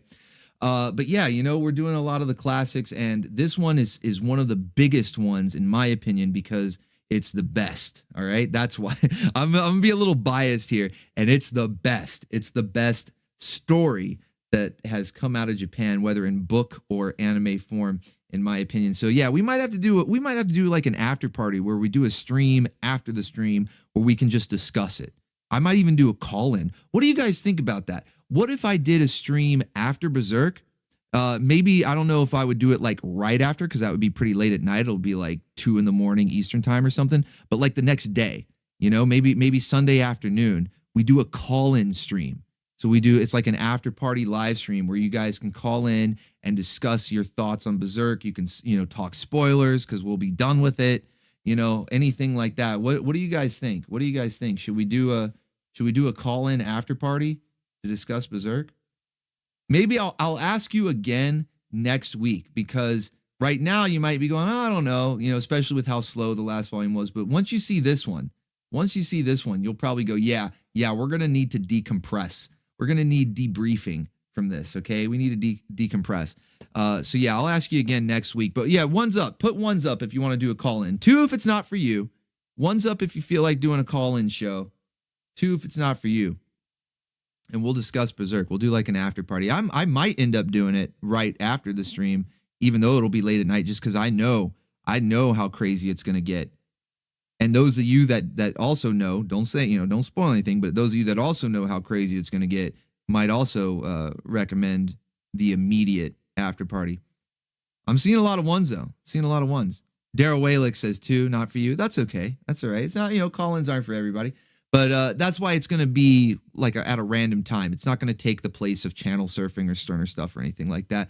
We'll either do it right after the show wraps or Sunday afternoon. Geek Goblin says, I can already feel the trauma. Exactly. It's like, Imputi says it's a Berserk AA meeting. That's exactly, we do. We have to decompress, man. We're going to need a debriefing, an AA meeting for Berserk, a BA meeting, Berserk Anonymous, okay? Berserk Anonymous. I think I'll call that. I'll call the stream that. I'll say it's the Berserk Anonymous after party, call-in show. So we can all cry on each other's shoulder, Remember Fight Club? When he would go and they would cry, that's what we're going to be doing. It'll be like Fight Club, Meatloaf. It's okay to cry. Berserk Anonymous, man. It'll be a good time. I think it'll be a good time. Even if you don't call in, you just want to listen to the stream, I think it'll be a good time. And I'm interested to see what you guys think about it as well. Whether you've seen it before, first time viewing, either way, it always leaves an impression when it's over. So yeah, we'll check it out. I think that'll be fun. Battered by Berserk. We abused. Abused. All right. Yeah, this is going to be good. I'm looking forward to this, guys. I'm looking forward to this. I think this is going to be a lot of fun. So that's tomorrow night, midnight, is Anime Grindhouse Volume 3. And then next week, when we do Volume 4, we'll do the Berserk Anonymous after party. Okay. Yeah, it's never too late for Berserk. Exactly, Skeleton Sage. See, you fit right in here, buddy. All right. It's never too late for Berserk, and it's never too late to address the abuse. That Berserk. I can't even keep a straight face, man. I can't even keep a straight face. It's that, the abuse that Berserk has left upon you, all right? So yeah, it's timeless. It's timeless, all right? So that's going to be tomorrow night, midnight Eastern Standard Time, over on the second channel, okay? So for anybody that's new here, if you don't already know, we got the second channel, Orbital Bacon Bits. That's where all the Anime Grindhouse takes place. That's where the live action Zook, if you guys, most of us are here for Saturday morning cartoons. Some of us are fans of anime, but there are even a few that are fans of live action stuff as well. It's just as janky. It's just as zooked out. Adventures of Sinbad is a perfect example of that. And we keep that rolling. We do watch parties every Friday night at midnight. So coming up in about an hour and a half, I've still got some show left to go here. So don't worry. We'll carry you towards the watch party tonight. But yeah, we've got midnight Eastern Standard Time every Friday night over on Bacon Bits. We do live action jank. Okay, so we just watched, or wrapped up rather, watching Adventures of Sinbad. We did Conan, the live action Conan from the 90s. We did that before. Black Scorpion, Lex, Forever Night. There's all sorts of good stuff over there. So and all the replays are still available. I don't think anything's gotten taken down over there. Knock on wood. So you can check that stuff over there, and we're going to be starting a new show tonight, all right? So let's actually get into the news and updates, because we're going to be starting a new show tonight since Sinbad just ended, and this one I'm pretty excited for because it falls into that exact description that I was just giving you about the janky CGI, that 90s cheese. Okay, this is early 90s. This is from 1993. Okay, so this is early 90s cheese. And because we did Sinbad and Conan back to back, that's sort of like high fantasy, or is that even, I don't even think that's high, that's like low fantasy. I don't even think it's high fantasy. I think Conan especially is considered low fantasy. But it's that same sort of vibe to it, like Conan and Sinbad had a similar vibe to them, right? And because we did those back to back, we need to go back to sci-fi. Okay, we need to go back and do a little bit of sci-fi. That's really where it started out. We started out doing Lex. That was the first live action show that I went all the way through over on the second channel.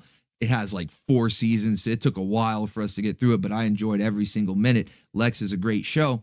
And then we did Forever Night, which is kind of sci-fi. I don't know. It's a vampire, so I don't know what you consider that, but it's modern day. It's like it's an ancient vampire existing in present day, and he becomes a detective. You know, he's like a cop, like a detective. And so, is that sci-fi? Is it horror? I don't really know. It does a little bit of both. It does a little bit of both in there, really.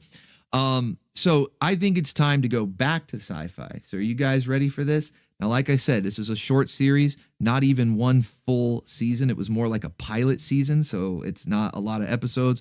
We're only going to get through it in 3 weeks, okay? It's only going to last for 3 weeks, and we'll get through it. But I'm wondering who here has heard of this one. I think you guys are going to like it. Whether you've seen it before or not, it's a wild ride. We're checking out Space Rangers. Let's go. Space Rangers from 1993. Oh, yeah, we're going to space and beyond, to infinity and beyond, okay, above and beyond. This show is so zooked out. It's so zooked out, okay? Space Rangers, it's crazy. It's absolutely crazy. And you're gonna be blown away by the cast in this show. All right? This has the craziest cast. I don't know how they got some of these people in here. Maybe it was like before they were famous and just needed a paycheck, whatever it is. I mean, you've got everyone, you got Clint Howard, okay? You've got Clint Howard in here, all right? Just to give you an example of the caliber of people. You've got Shang Tsung, okay? You've got Shang Tsung from Mortal Kombat, the 1995 Mortal Kombat. The Shang Tsung, your soul is mine, right? That guy, as we have Klingons at home, okay? He's a Temu Klingon, all right? We've got Star Trek at home. Okay, so if you ever wanted to see Shang Tsung as a janky Klingon, okay, this is the show for you. I found the perfect show for you. I don't know. I mean, it may sound really specific, really niche, but I'm sure there's a lot of people out there that have wanted to see Shang Tsung as a Temu Klingon, all right? Who hasn't? Who hasn't? Okay, so you got that in this show. You've got waifus like you saw here on the thumbnail. It's got waifu. She's kind of like a Temu Romulan, you know, got the pointy eyebrows there. Reminds me of the Romulans from the classic Star Trek, you know, so everything is going to remind you of something basically, but that's why we love shows like this, you know. And then it's also good to see that the Lady J fashion, you know, the shirt with no pants, you know, this has been this was on last week, actually. We saw this, what was it, Becky from Project Geeker was rocking the pajamas where it's just a shirt, you know, just a shirt, no pants. Well, it's good to know that however many years in the future, whatever distant planet that this takes place on, they're still, you know, the waifus are still rocking this look, okay? It's timeless. Speaking of timeless, like Berserk, Berserk's timeless. Well, you know what else is timeless? Is the shirt, the pajamas where it's just the shirt. Shirt, no pants, all right? That's right. Space! Impu-T, do I have the space clip? I can get the space clip pulled up. I can make it happen. All right. You want some space? I'll give you some space. Wait, hold on. Where is the space clip? I say that and then it's like, I don't know where it is. I don't know where it is. I thought I had it. I thought it was right here, but it's not right here. Let me check another folder. Hold on. I got space. There it is. Okay, I found it. Here it is. Space! There you go. Even in space, there are no pantses, just like the orbital station dress code. Space! There you go. So, Space Rangers. That's the show we're starting tonight over on Orbital Bacon Bits, midnight Eastern Standard Time. Unfortunately, there's only 6 episodes of this wonderful show, man. It's so janky. It's so cheesy. I love it. But they only made 6 episodes. So we're going to do 2 per week. Luckily, they're long. They're 45 minutes apiece.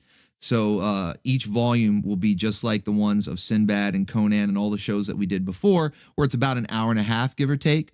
So we'll have 3 hour-and-a-half volumes. So tonight and the next 2 weeks, we will go through this gem, this hidden gem of a show that takes place in space. All right, so hopefully I will see you guys there for that. Space Rangers, midnight Eastern Standard Time over on Orbital Bacon Bits. All right. Now, for channel surfing coming up, space was a previous channel surfing theme. So let's discuss the theme for channel surfing coming up this Wednesday, 8 p.m. Eastern Standard Time. Always got to keep you guys abreast of the schedule here. So we've got channel surfing. We do a different theme each week. For anybody that's new here, may not be familiar with channel surfing. You may not have been familiar with this stream. What's Sterner stuff? Well, now you know. I can't really explain Sterner stuff. I don't really know how to explain this stream. This is the jank, okay? This is the Zook. No, man, he's just zooking out. He'll be okay. All right, this is the Zook. But channel surfing, that one's I can explain that one a little bit better. It's where we go through, we do deep dives into nostalgia every Wednesday night with a different theme each week. So whether it's commercials, clips from shows, movie trailers, sometimes people even throw in a music video if it fits, you know. But yeah, we do a deep dive into nostalgia with a different theme each week. And last week, the theme was well, I say last week, it was like day before yesterday. I guess this week the theme was dinosaurs and dragons. That's why you're seeing some dinos and dragons showing up in tomorrow morning, Saturday morning lineup. And then for next week, coming up this coming Wednesday, 8 p.m. Eastern, the theme is going to be men and women of action. Okay, men of action. And women, because, you know, there's like Sarah Connor, Ellen Ripley from Aliens. You know, there's a couple of women of action from the 80s and 90s. But when I think action stars, I'm thinking Arnold Schwarzenegger, Jean-Claude Van Damme, Sylvester Stallone, and of course, Steven Seagal. All right, you can't leave out Steven Seagal. There's others too. Dolph Lundgren, you know, whoever you guys is your favorite. All right, I want to see clips or movie trailers, or if they showed up in commercials, even if they're not from the US. Arnold Schwarzenegger has been in some Japanese beer commercials that are pretty crazy. So yeah, whoever your favorite action star. Yeah, Chuck Norris, Bruce Lee, because the thing is they span all sorts of genres. And normally we've been focusing on genres. That's what a lot of these previous channel surfing's been more kind of keyed in on like a particular genre, like sci-fi, horror, whatever, stuff that takes place in space, stuff that takes place underwater, right? Well, action stars, they can be in sci-fi movies, they can be in kung fu movies, they can be in, of course, action movies, as long as it's featuring what would be considered an action star, you know? So think like Jean-Claude Van Damme, Sylvester Stallone, things like that, okay? Yeah, Cynthia Rothrock, that's another good one. Charles Bronson, yeah, see, you got Bruce Willis. Oh man, how could I forget Bruce Willis? Yeah, he was in a bunch of them too. Die Hard. Yeah, see, the list, you guys are probably going to think of way more than I do, which is normally the case. If I ever made an anime, it would have been the story you all experienced in my supers. Sorry to scare you a bit towards the final wrangle battle. Hope you all enjoyed it. Oh, you're good, man. You're good. T-Bone. T-Bone's writing his own anime in the super chats. I like that. Building his own anime storyline in the super chats. That's pretty cool. Thank you, T-Bone. Appreciate it, man. Yeah, Tom Cruise and Keanu Reeves. The Clint Eastwood, the list is nearly endless. Jason Statham. Yeah, there's a Jackie Chan. Man, there's so many. So yeah, what normally happens is you guys think of more than I think of. You know, like I'll kind of rack my brain, try to find some clips for you, some good ones, you know. I already have a few in mind that hopefully nobody else will have been thinking of, or maybe that you haven't seen before. I don't know. I know a few of the Baconeers are going to be familiar with one of the clips I play because he's an Orbital Station favorite. Even though he's not the most well-known action star, we love this guy. I don't want to say his name because then you'll start looking it up, you know, you start finding clips. I got to save a few. I got to save a few surprises, you know. But yeah, you guys are going to love it. I think it's going to be a really fun theme. I mean, we've been, I say we, it's you guys. You guys have been knocking it out of the park with all of these recent channel surfers. I mean, it's been weeks now. It feels like months at this point that every week you guys bring fire with the recommendations that you submit in the super chats. Like, regardless of the theme, you know, I'm always thinking, man, I got to think of a good theme. But it's like, whatever it is, you guys bring some awesome stuff. So I'm really looking forward to this one. I think it's like broad enough to where, you know, we can get clips from all over, all sorts of different movies and shows and genres and everything. But it's going to be, it's all going to be pretty zooked out because, you know, action movies are pretty insane. Yeah, Jet Li, Tony Jaa, You got Donnie Yen. You guys are like really making a bunch of great suggestions already, which is good because it kind of jogs my memory too. Kurt Russell. Oh yeah, Kurt Russell. He's a classic too, man. The check's in the mail. Remember Big Trouble in Little China? That's my favorite line. I don't know why. That's my favorite line. It's just something about how he says it. He's driving that big rig. He's holding the I think it's like a sub sandwich or something. It looks like a big messy sandwich just spilling all over the place. And he's chomping on it. He's talking with his mouth full and he's like, yeah, the check's in the mail. I love that, man. Yeah, see, there's one-liners that you guys can send in one-liners, like whatever your favorite clip may be. It doesn't even necessarily have to be them doing like action. It could just be like a one-liner. That's where they all come from. Just wanted to know.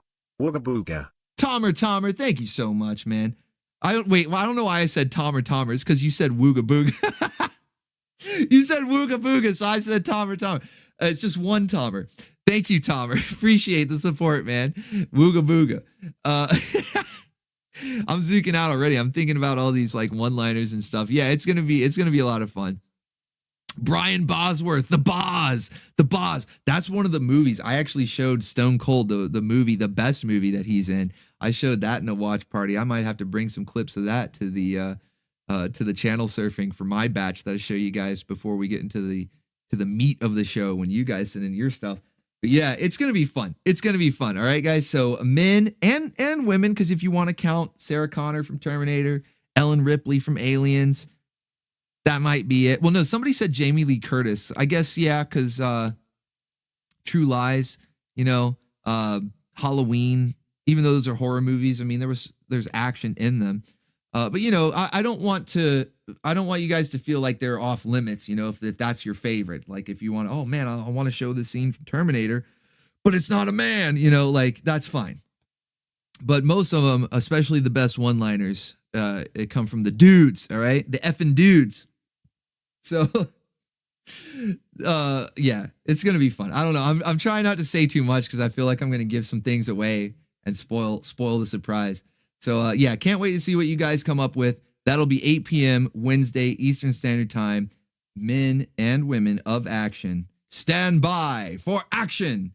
Don't forget Rex Dart, Eskimo spy. He's the true man of action. Rex Dart is Eskimo spy. Wait, that's the X-Men theme. Anyway, all right, so yeah, it's going to be a fun Wednesday. Can't wait to see you guys there for that. Let's see. Was there any other news or updates? I don't think so. I already talked about how last week's stream was delayed, but that was just because there was a show that got blocked at the last minute. It's not really newsworthy. Nothing really changes. It was the first time I had put that show in a lineup, and so it's like live and learn. You know what I mean? Live and learn. Now I know never to use that show, and knowing is half the battle, so we shouldn't have any more issues going forward. And I think that's it. That's really all that happened, That's really all that happened this week, all right? So we're getting towards the end of the show, which means we're at everyone's favorite segment, the waifu roundup. It's wrangling time. Hold on, I need to ring the bell. It's wrangling time. Let's go. Get your lasso, your net launchers. If you're into the magic spells, firing the wrangle beams, or if you just do it free-handed, like we saw Scorpia doing to She-Ra, maybe you just do free-handed, old school, before all those fancy inventions were made. All right, it's wrangling time for the waifu roundup. So we got to check those meters, see where the perpetual waifu machine is at, and we'll find out how many waifus we're getting wrangled tonight. All right, let's see. Here we go. Hit the music. Oh shit, look at it go. One down. All right, we got one waifu. Let's go. We got a second. It's not stopping. That's 3 waifus. Oh, buddy, I'm glad we got them wrangled and tangled. That's 4. Holy shit. Whoa, buddy, that's 5. Whoa, buddy. Okay, we got 5 waifus to wrangle. Hell yeah. Stacking it up. The waifus go whack for the stack. And you guys stacked up this meter very nicely tonight. Massive support from the Baconeers. Thank you so much. There's still time, we've got almost halfway, just shy, a little over a quarter of the way, almost halfway there. If you want to stack up another meter, I've got plenty of pinups for you. Don't worry, there's no shortage there. So we're going to get into it, guys. We're going to get into it. Get ready to wrangle. Let's get ready to wrangle. Let's go. Magnificent. Look at the size of that thing. And then Talica Man, roll it out 20. No message there. Just wanted to see if that really was a moon. That's no moon. Or is it? Or is it? Look at the size of that thing. It's magnificent. Even Nico had to look over. You know, at the end there, she even looked over. She didn't even look upset. Like Topaz, you know, Topaz with the epic feltoning, right? Nico didn't even look like she needed a box of Frostiflakes. She was just mesmerized, okay? She was mesmerized, but that's the effect Rogue has. That's one of her mutant powers. That's her secondary mutation. You guys familiar with how they started adding in secondary mutations when they ran out of ideas for new mutants? And they were like, well, why don't we just give some of the existing characters more powers, okay? You know, I can't think of a whole new character with a whole new power set, so why don't we just add powers to the existing characters that people already like? And, you know, Emma Frost is the best example because when she started out, she was just a telepath with the ability to form telekinetic spears, you know, that she would throw at people, kind of like Psylocke with her telekinetic darts or daggers that come out of her fist, right? But then they were like, well, we need to do more and we don't want to make a whole new character. So how about secondary mutation? Emma Frost can turn into Diamond. She can become Diamond form, secondary mutation. So that's Rogue. You know, she has the energy sapping ability. You know, you can't touch her. She'll drain your energy, although later on she did learn how to control it. So now she can actually drain multiple mutant powers at once and combine them all together. But that's not her actual secondary mutation.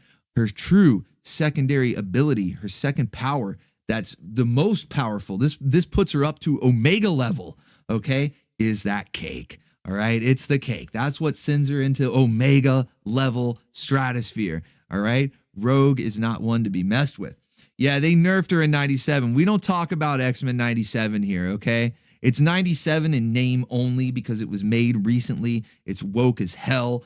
She was ruined amongst many other characters, and the animation looked like shit. It was, I don't even want to call it jank. That's an insult to jank because we like jank here. We like jank, see? All right? We like jank here, and I don't even want to call it jank because that's an insult to janky stuff, to the 90s CGI, okay? So yeah, fuck 97, man. But anyway, let's get that out of our heads. We got halfway there, okay? We're halfway there, living on a prayer, thanks to that from Talica Man. Thank you, Talica Man, getting us halfway there, living on a prayer to that next meter. But in the meantime, let's get ready to wrangle. Here we go. Okay, first up, there's no one. I gypped. Rug pull. It's a rug pull, just like Berserk. Pull the rug out. There are no waifus. Good night, everybody. I'm just kidding. I'm kidding. It's just a glitch. Here we go. Oh, shit. Okay. Well, it was meant to be a silhouette. I was going to say, who's that waifu? But you know what? You would have been able to guess anyway because of the antenna. It's just a little glitched out. Sorry about that. Sorry about that, guys. But it's okay. She's still here. We've got Snow Wasp. Okay, this is a waifusion. A waifusion. We talked about this last week. We were making jokes that Wasp should have been Snow White. Wasp from Avengers, Earth's Mightiest Heroes. She makes a better Snow White than Mud Brown. You know, Rachel Zegler, whatever her name is, Mud Brown. Get her out of here, okay? She's horrible. She's ugly. I want her out of the house. Wasp would have made a much better Snow White because she had like that short haircut, you know, kind of looks similar. And so people started calling her Snow Wasp. And then when we said Snow Wasp, now that makes me think Frosta. So why not fuse the two? So we've got Wasp with the blue hair like Frosta. Her outfit is a little bit reminiscent of Frosta's outfit, although it's been made into more of an Orbital Station dress code approved tiny mini skirt and a two-piece as well. And now bonus points if you guys recognize the staff, okay? Now, this is a completely random reference, has nothing to do with Wasp or Frosta or Snow White for that matter, okay? This is a very random reference, but it is a movie that we watched recently, the Mystery Science Theater version, okay? I'll give you a hint. we watched the MST3K version of this movie recently. All right. And this was the star of that movie. Okay. The star of that movie had this as his walking stick. He had his own theme song. I use that term loosely because it was just like one chord on a piano on loop, but it was still haunting. And it would happen whenever he would walk around or hobble around. And he had it. There you go. You guys get it. You guys get it. Manos, the hands of fate. Our boy Torga. Our boy Torga from Manos, the hands of fate. He had this. It was like a big back scratcher, you know? It was like a big back scratcher. And so now Snow Wasp here has it. She has the power. The back scratcher of might. Okay, so yeah, watch out now. Hilo Kitty says, can I look up Cosmo the Cedrian? She was a childhood crush. Oh, I'm not familiar with her. I'm not familiar with that one. Like, that name doesn't ring a bell. I might have to look her up. And because I'm curious now. Who is that? Who is that? We might have a whole new waifu here. Hold on a second. Let me copy that name so I don't forget it while the chat's scrolling by. And glad that you're still around, man. Good to see you. So we've got Snow Wasp, the fusion of Wasp and Frosta, as well as taking the place of Mud Brown to be the true Snow White, because Rachel Zegler, she is no Snow White. She's Mud Brown. So we've got Snow Wasp here, and complete with a random reference to Manos, the Hand of Fate. Why not? Why not? Just throw that in there, the back scratcher that Torga used as his walking stick. Why not? Okay, let's go. So she has the power. All right. So there's your first of 5. Okay. Your first of 5 coming right up. Now, this next one, hold on. Let me see. Cause I got a couple here. That are from Master Krakken a little bit late in the game. It was a little bit late after I had started the stream. So I don't have them prepared officially, you know, with the silhouette, but let me get them on screen because we'll get this one ready. I'll let you guys choose, sort of like we did last week. I'll let you guys choose. All right, so next up, though, I got a couple more before that. I was just getting ready, okay? Had to get prepared, okay? Yeah, is Snow not so white? I like to call her No White, okay? She's No White. All right, so anyway, next up, we have, the silhouettes are working again. I thought maybe it was going to glitch out and just reveal the waifu immediately, but hey, silhouettes are working again. Who's that waifu? Do you guys want to guess this one? Can you guess this one? I think you'll be able to get it. I think you can get this one. Who is it? Who could it be? Who could it be now? Who's that waifu-mon? I think you guys can guess this one. Hilo Hitty says, I may need to save the evil queen instead. Turns out she was right all along. Base. Let's see. Charlie Girl? No, not Charlie Girl. Hannah Dundee? No. Lana? There you go. Ron McChaos, Prince of the Abyss, Philip Fabian. I see some right answers there. We've got Enchantress here. So you guys are thinking, they kind of go together. We had Wasp there. We got to have Enchantress. Now, we had Enchantress last week in her default outfit. Now, we had to update that because, the default outfit, it's nice, but it's what you see in the show. We got to have something a little more ready for the summer. The temperature has been heating up. It's been getting really warm outside. Spring break for some people. Summer's coming up. So we had to get Enchantress ready. You guys ready? Yeah, Mora. Painting and Rambling calls her Yamora. Yeah, Amora, the Enchantress. Or as Painting and Rambling said, Yamora, ready to go in a bikini for the summer. She's ready for summer vacation, ready to go to the beach, all right? She's ready to go to the beach. So courtesy of Master Krakken, star of the show, Master Krakken, the official artist here of the Orbital State. One of, we got a couple, but, Master Godai as well. But I have to give shouts out to Master Krakken because he was the first, okay? He was the first official artist of the Orbital Station, and I've been working with him for nearly 2 years. We're coming up on 2 years. We're coming up on 2 years, man. So I consider him a friend at this point. I consider him a good friend at this point. So yeah, Master Krakken doing excellent work as always with Yamora, the Enchantress here, ready to go to the beach. All right, it's warming up outside. Yeah, Krakken 2.0. He's leveled up. He's leveled up. You notice that in his signature there? Krakken 2.0. He's leveled up, man. And he has, like, after working for nearly 2 years with him, I've seen him improve over the time. You know, I mean, he was good from the start.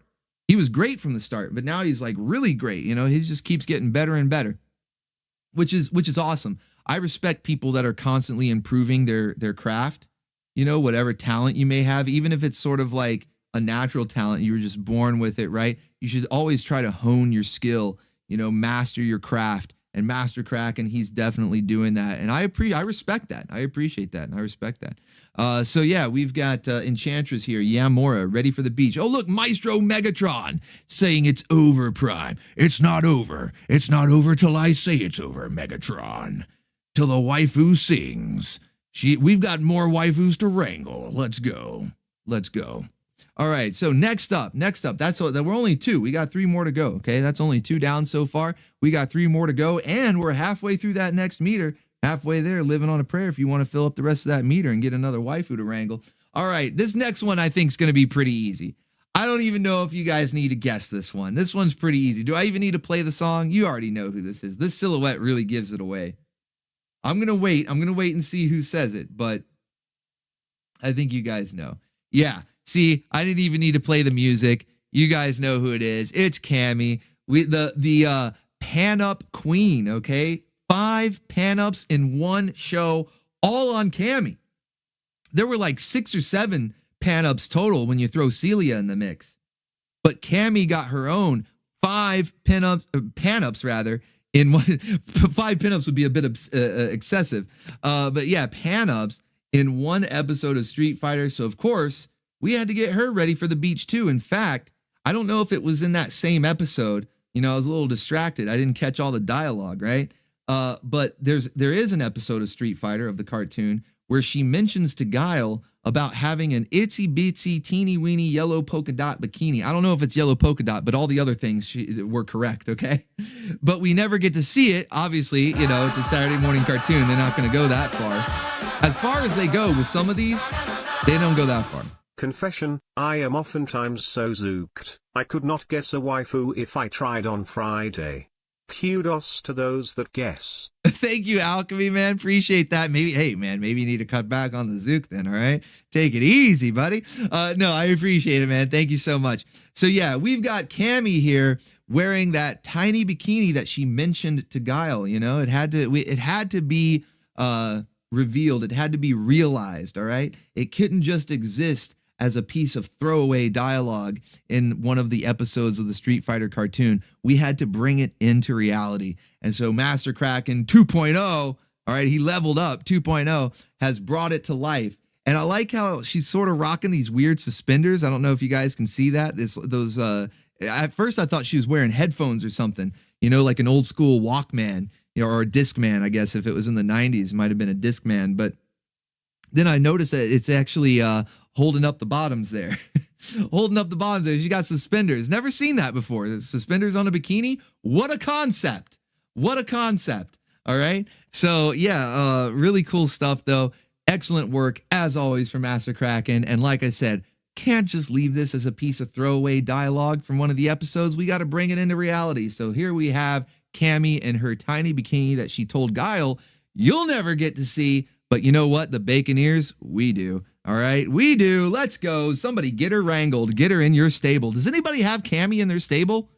It's been a while since I've done a waifu stable review, and I know a couple people have sent theirs in. I just keep forgetting to prep them before the show.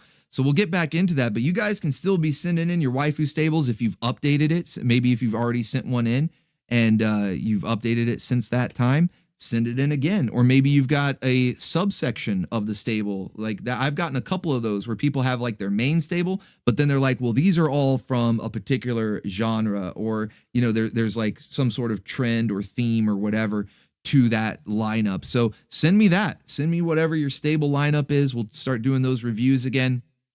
Because I don't remember if Cammy's in anybody's stable. I don't know that she is.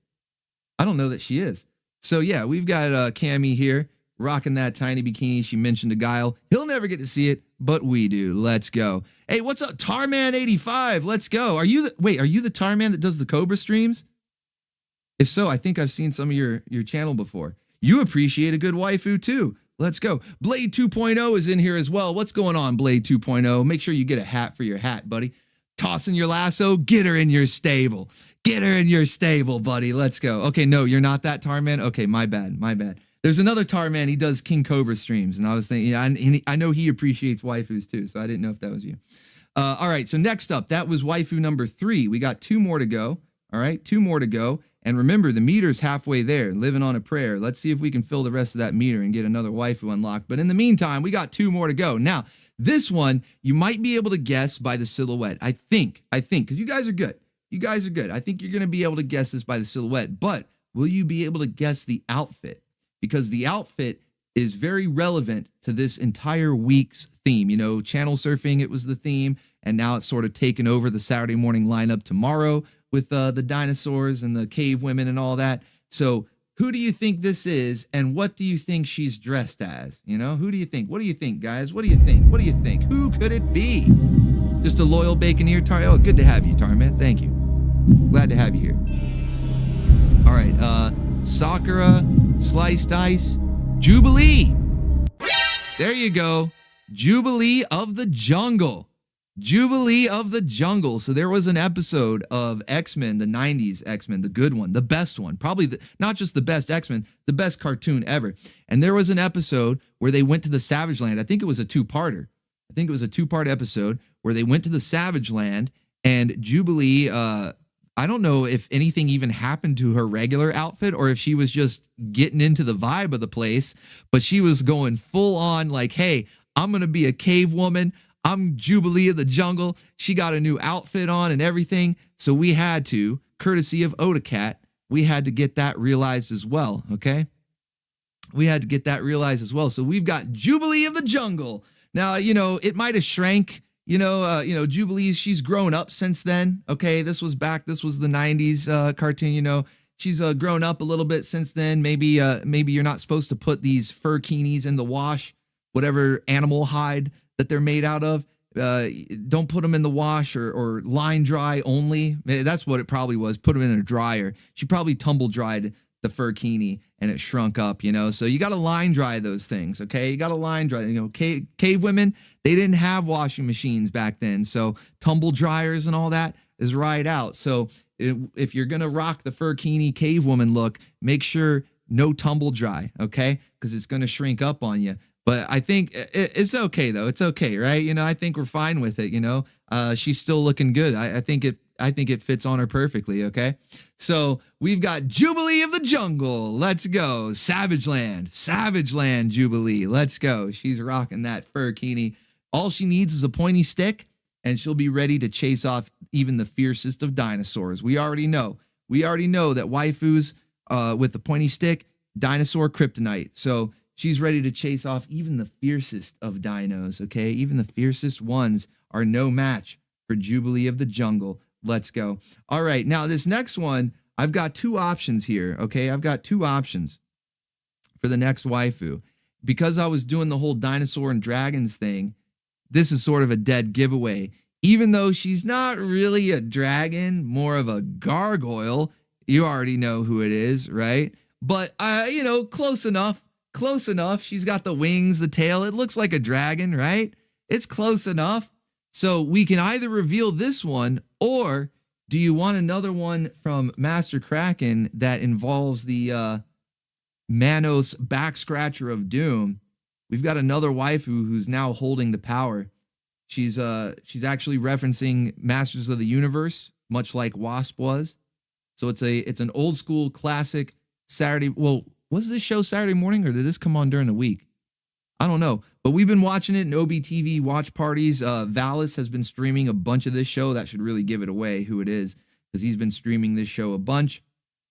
It's one of everyone's top waifus. This is like a legendary status waifu, one of the original waifus. And she's rocking a sort of He-Man, She-Ra, whatever, Masters of the Universe style outfit, and has the back scratcher of doom. Yeah, Daryl Waylick knows who it is. Daryl Waylick knows who it is. There you go. There you go. Now, I'm seeing a lot of people say Demona. Are you just guessing Demona, or is that who you want to see? Because I'm going to leave it up to you guys. All right, we've got one more to go here. Otherwise, we got to fill the rest, the second half of the meter if you want to see both. But who do you want to see? April or Demona? April or Demona? Here, we'll say 1's for April, 2 for Demona. Okay, 1's up for April, 2's up for Demona. Which one do you want? Which one do you want? I'm going to let you guys decide. 1's for April, 2 for Demona. All right, seeing a couple 2's here. Some 1's are coming in. Damn, it's really split. It's really split. It looks like the 2's might be outweighing it, though. Just barely. Just barely.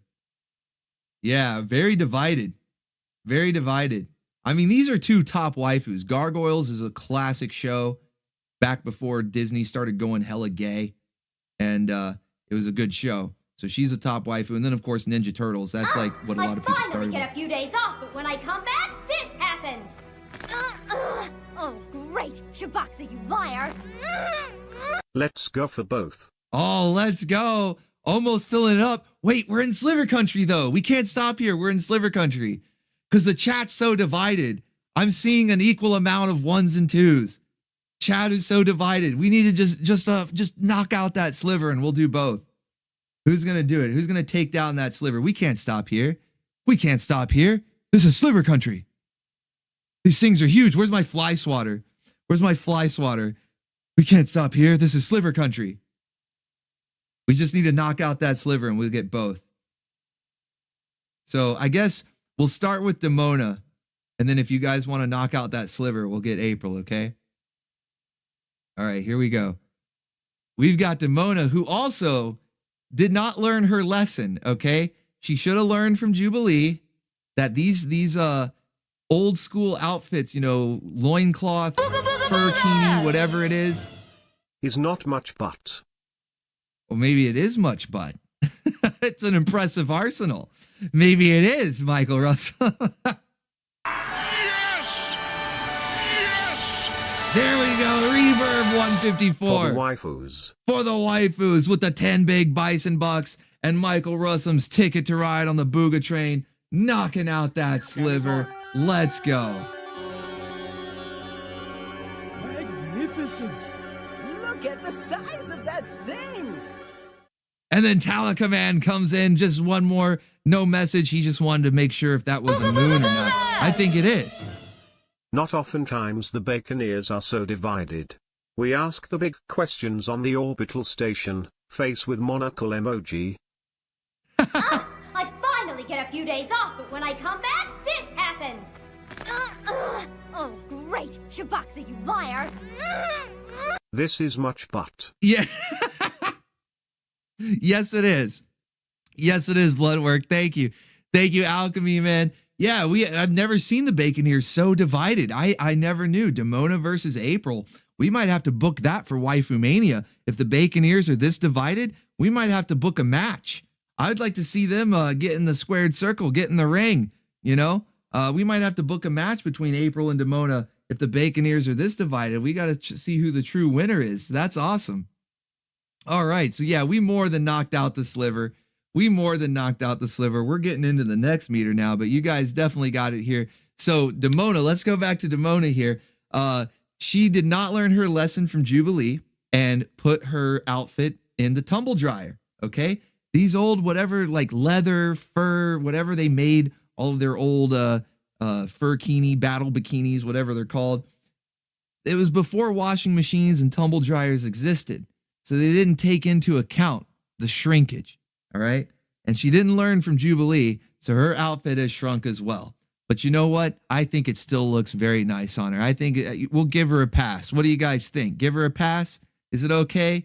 Even though the outfit shrank in the wash? I think it's okay, right? Yeah, hand wash only, line dry. Exactly. But we're going to give her a pass though, right, chat? She's still looking all right? I think so. I think it fits her like a glove, right? Pass, perfect. Yes. All right. Loverly. Give her a pass. Excellent. All right. So there you go. All right. Next up, let's get this special one here that was sent in by Master Krakken. I don't have a, excuse me. I don't have a silhouette for it, but that's okay. You already know who it is. We've got Masters of the Universe, April O'Neil. She's got the back scratcher of doom. She took it. First Snow Wasp took it from Torga, and now April has it, and she says, yes, there was a high price to pay, but it was worth it.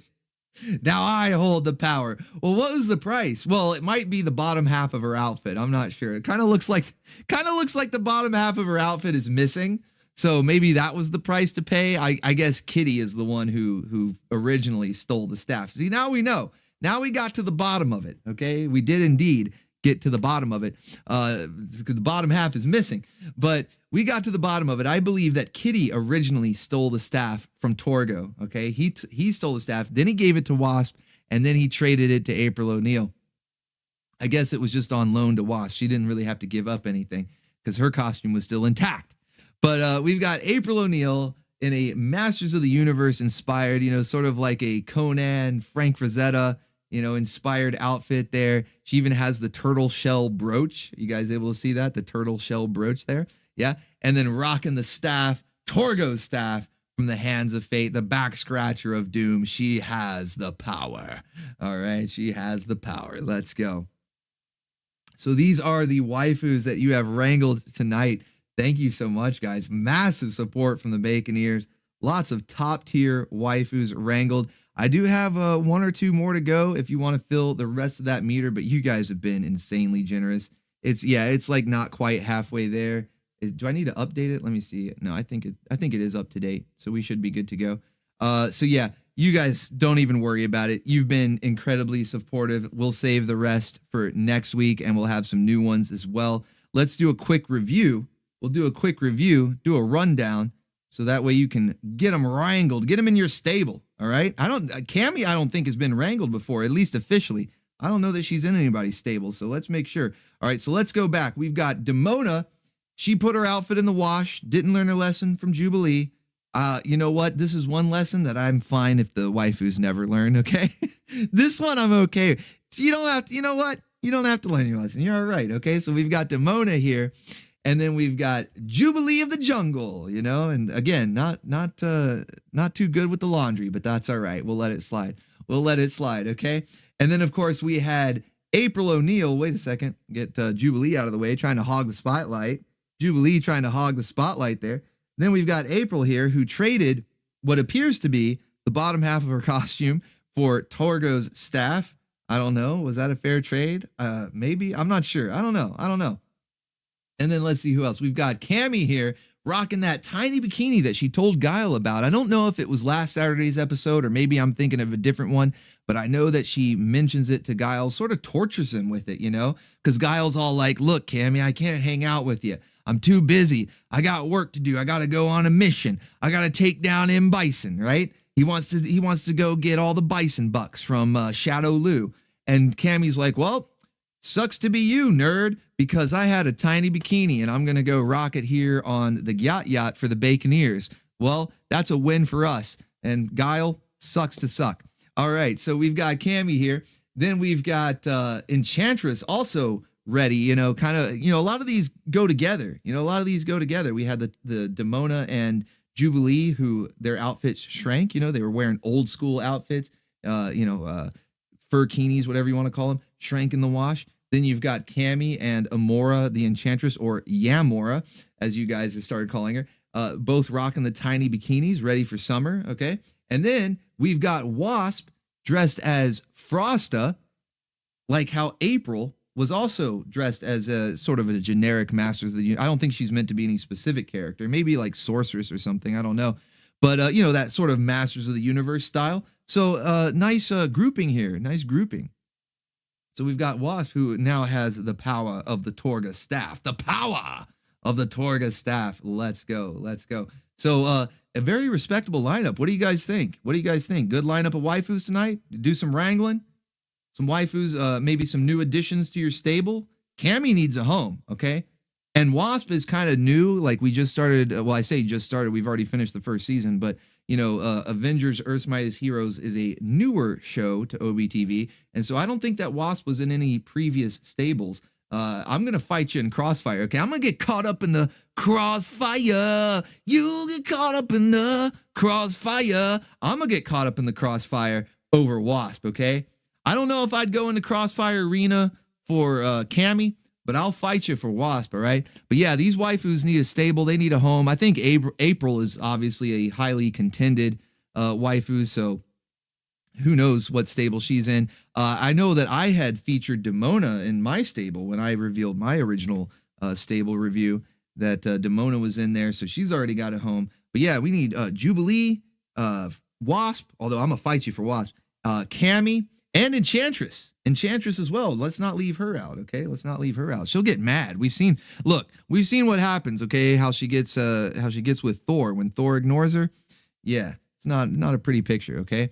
So she had Thor wrangled up saying, "Look, put me in your stable, Thor." And he said, "I say thee nay." All right, he rejected her. He said, "I say thee nay. You're not going in my stable." Well, to that, if you don't like Enchantress, I say thee gay. So yeah, get her in your stable, guys, all right? Get her in your stable. Show her some love. All right, guys, so that's it. That's the show for tonight. Hopefully you guys had a good time. It's been, I don't know, my face is hurting from laughing. You guys have been cracking me up tonight, okay? Between the super chats and the comments and stuff, you guys have been cracking me up all night. I've had a great time. I hope that you have had a great time. Be sure to like up the stream if you enjoyed the madness tonight. This is always the best way to kick off Friday. You guys are awesome, man. And it just gets better every week. It's better. We're always adding new memes, more jokes and stuff. It just keeps building and building. We basically have our own language now, you know, talking about Zook and Jank and Wrangle and all this kind of stuff. It's like we need the Rosetta Stone for the bacon ears for anybody that's new to come in and be able to, like, what the hell are you guys talking about? You know what I mean? So yeah, I've had a great time. Hopefully you guys have had a great time too. You guys are awesome. Best community on YouTube. You can't change my mind on that. Starting in about a little over 30 minutes. You got a little over 30 minutes if you need to go get some snacks or take a pit stop, whatever it may be, till Space Rangers starts over on Bacon Bits. Okay, that's the second channel, Orbital Bacon Bits. And that starts in just a little over 30 minutes at midnight Eastern Standard Time. And we're just starting the show. This is the pilot episode and episode 2. We're going to do 2 episodes a week because they're 45 minutes each. So just like the previous live action shows that we watched, it'll be about an hour and a half per watch party. And that's what we've got lined up for tonight. So hopefully I will see you guys there. It's going to be a lot of fun. That show is crazy, okay? Crazy. It's like Lex levels of crazy. Cleopatra 2025 levels of crazy, or 2525 rather. Sorry, that's 2025 this year. Cleopatra 2525. It's on that level, okay? It's on that level. So if you're familiar with those shows, it's like that. You're going to love it. So hopefully I will see you guys over there. If not, hopefully I'll see you tomorrow morning for Saturday morning cartoons, 9 a.m. Eastern Standard Time. We got the full lineup, 9 to noon, 3-hour lineup. It's going to be a lot of fun. You already saw the preview here. Battle of the mini skirts. There's some wrangling action going on. Dinosaurs getting felted. Topaz is getting felted. It's going to be crazy, okay? It's going to be a really fun lineup, so hopefully I'll see you guys for that as well. And the Anime Grindhouse, don't forget that, tomorrow night at midnight, okay? Don't forget the Anime Grindhouse. So hopefully I will see you there for that. And if not, if I don't see you for anything, I hope you have a great rest of your weekend, okay? Stay awesome. Stay based. God bless you all. Let me leave you now with a moment of Zook. 死んだバー初めて俺に伝えている絶望の匂いだ面白いこと見せようかほらこんなにガチンが多すぎてお父さんあかんドナルド君まだ死ぬ時じゃないでしょアメリカ万歳ファイト絶対負けないよランドトゥライドだね出ろだってまだサンキュー言ってないでしょ一回も言ってくださいおい仲良くしてねこの世界技術いけるかな昔グレートだった大きにまたグレートになるかなあのさ、有名人なら誰かのマンコ掴んでいいさ。そうそうそうそう。言い放せるで。All right, guys, that's the show. Have a great rest of your night. Until next time, remember. Until all is one. Yes, until all is one. Thank you for visiting me. It's been real. Tomorrow.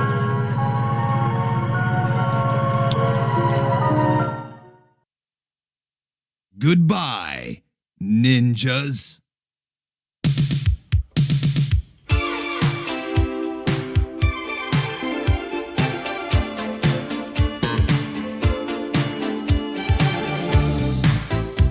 She's simply awesome.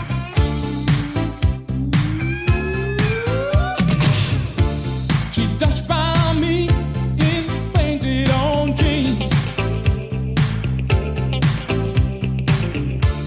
And all had turned 'cause she was the cream.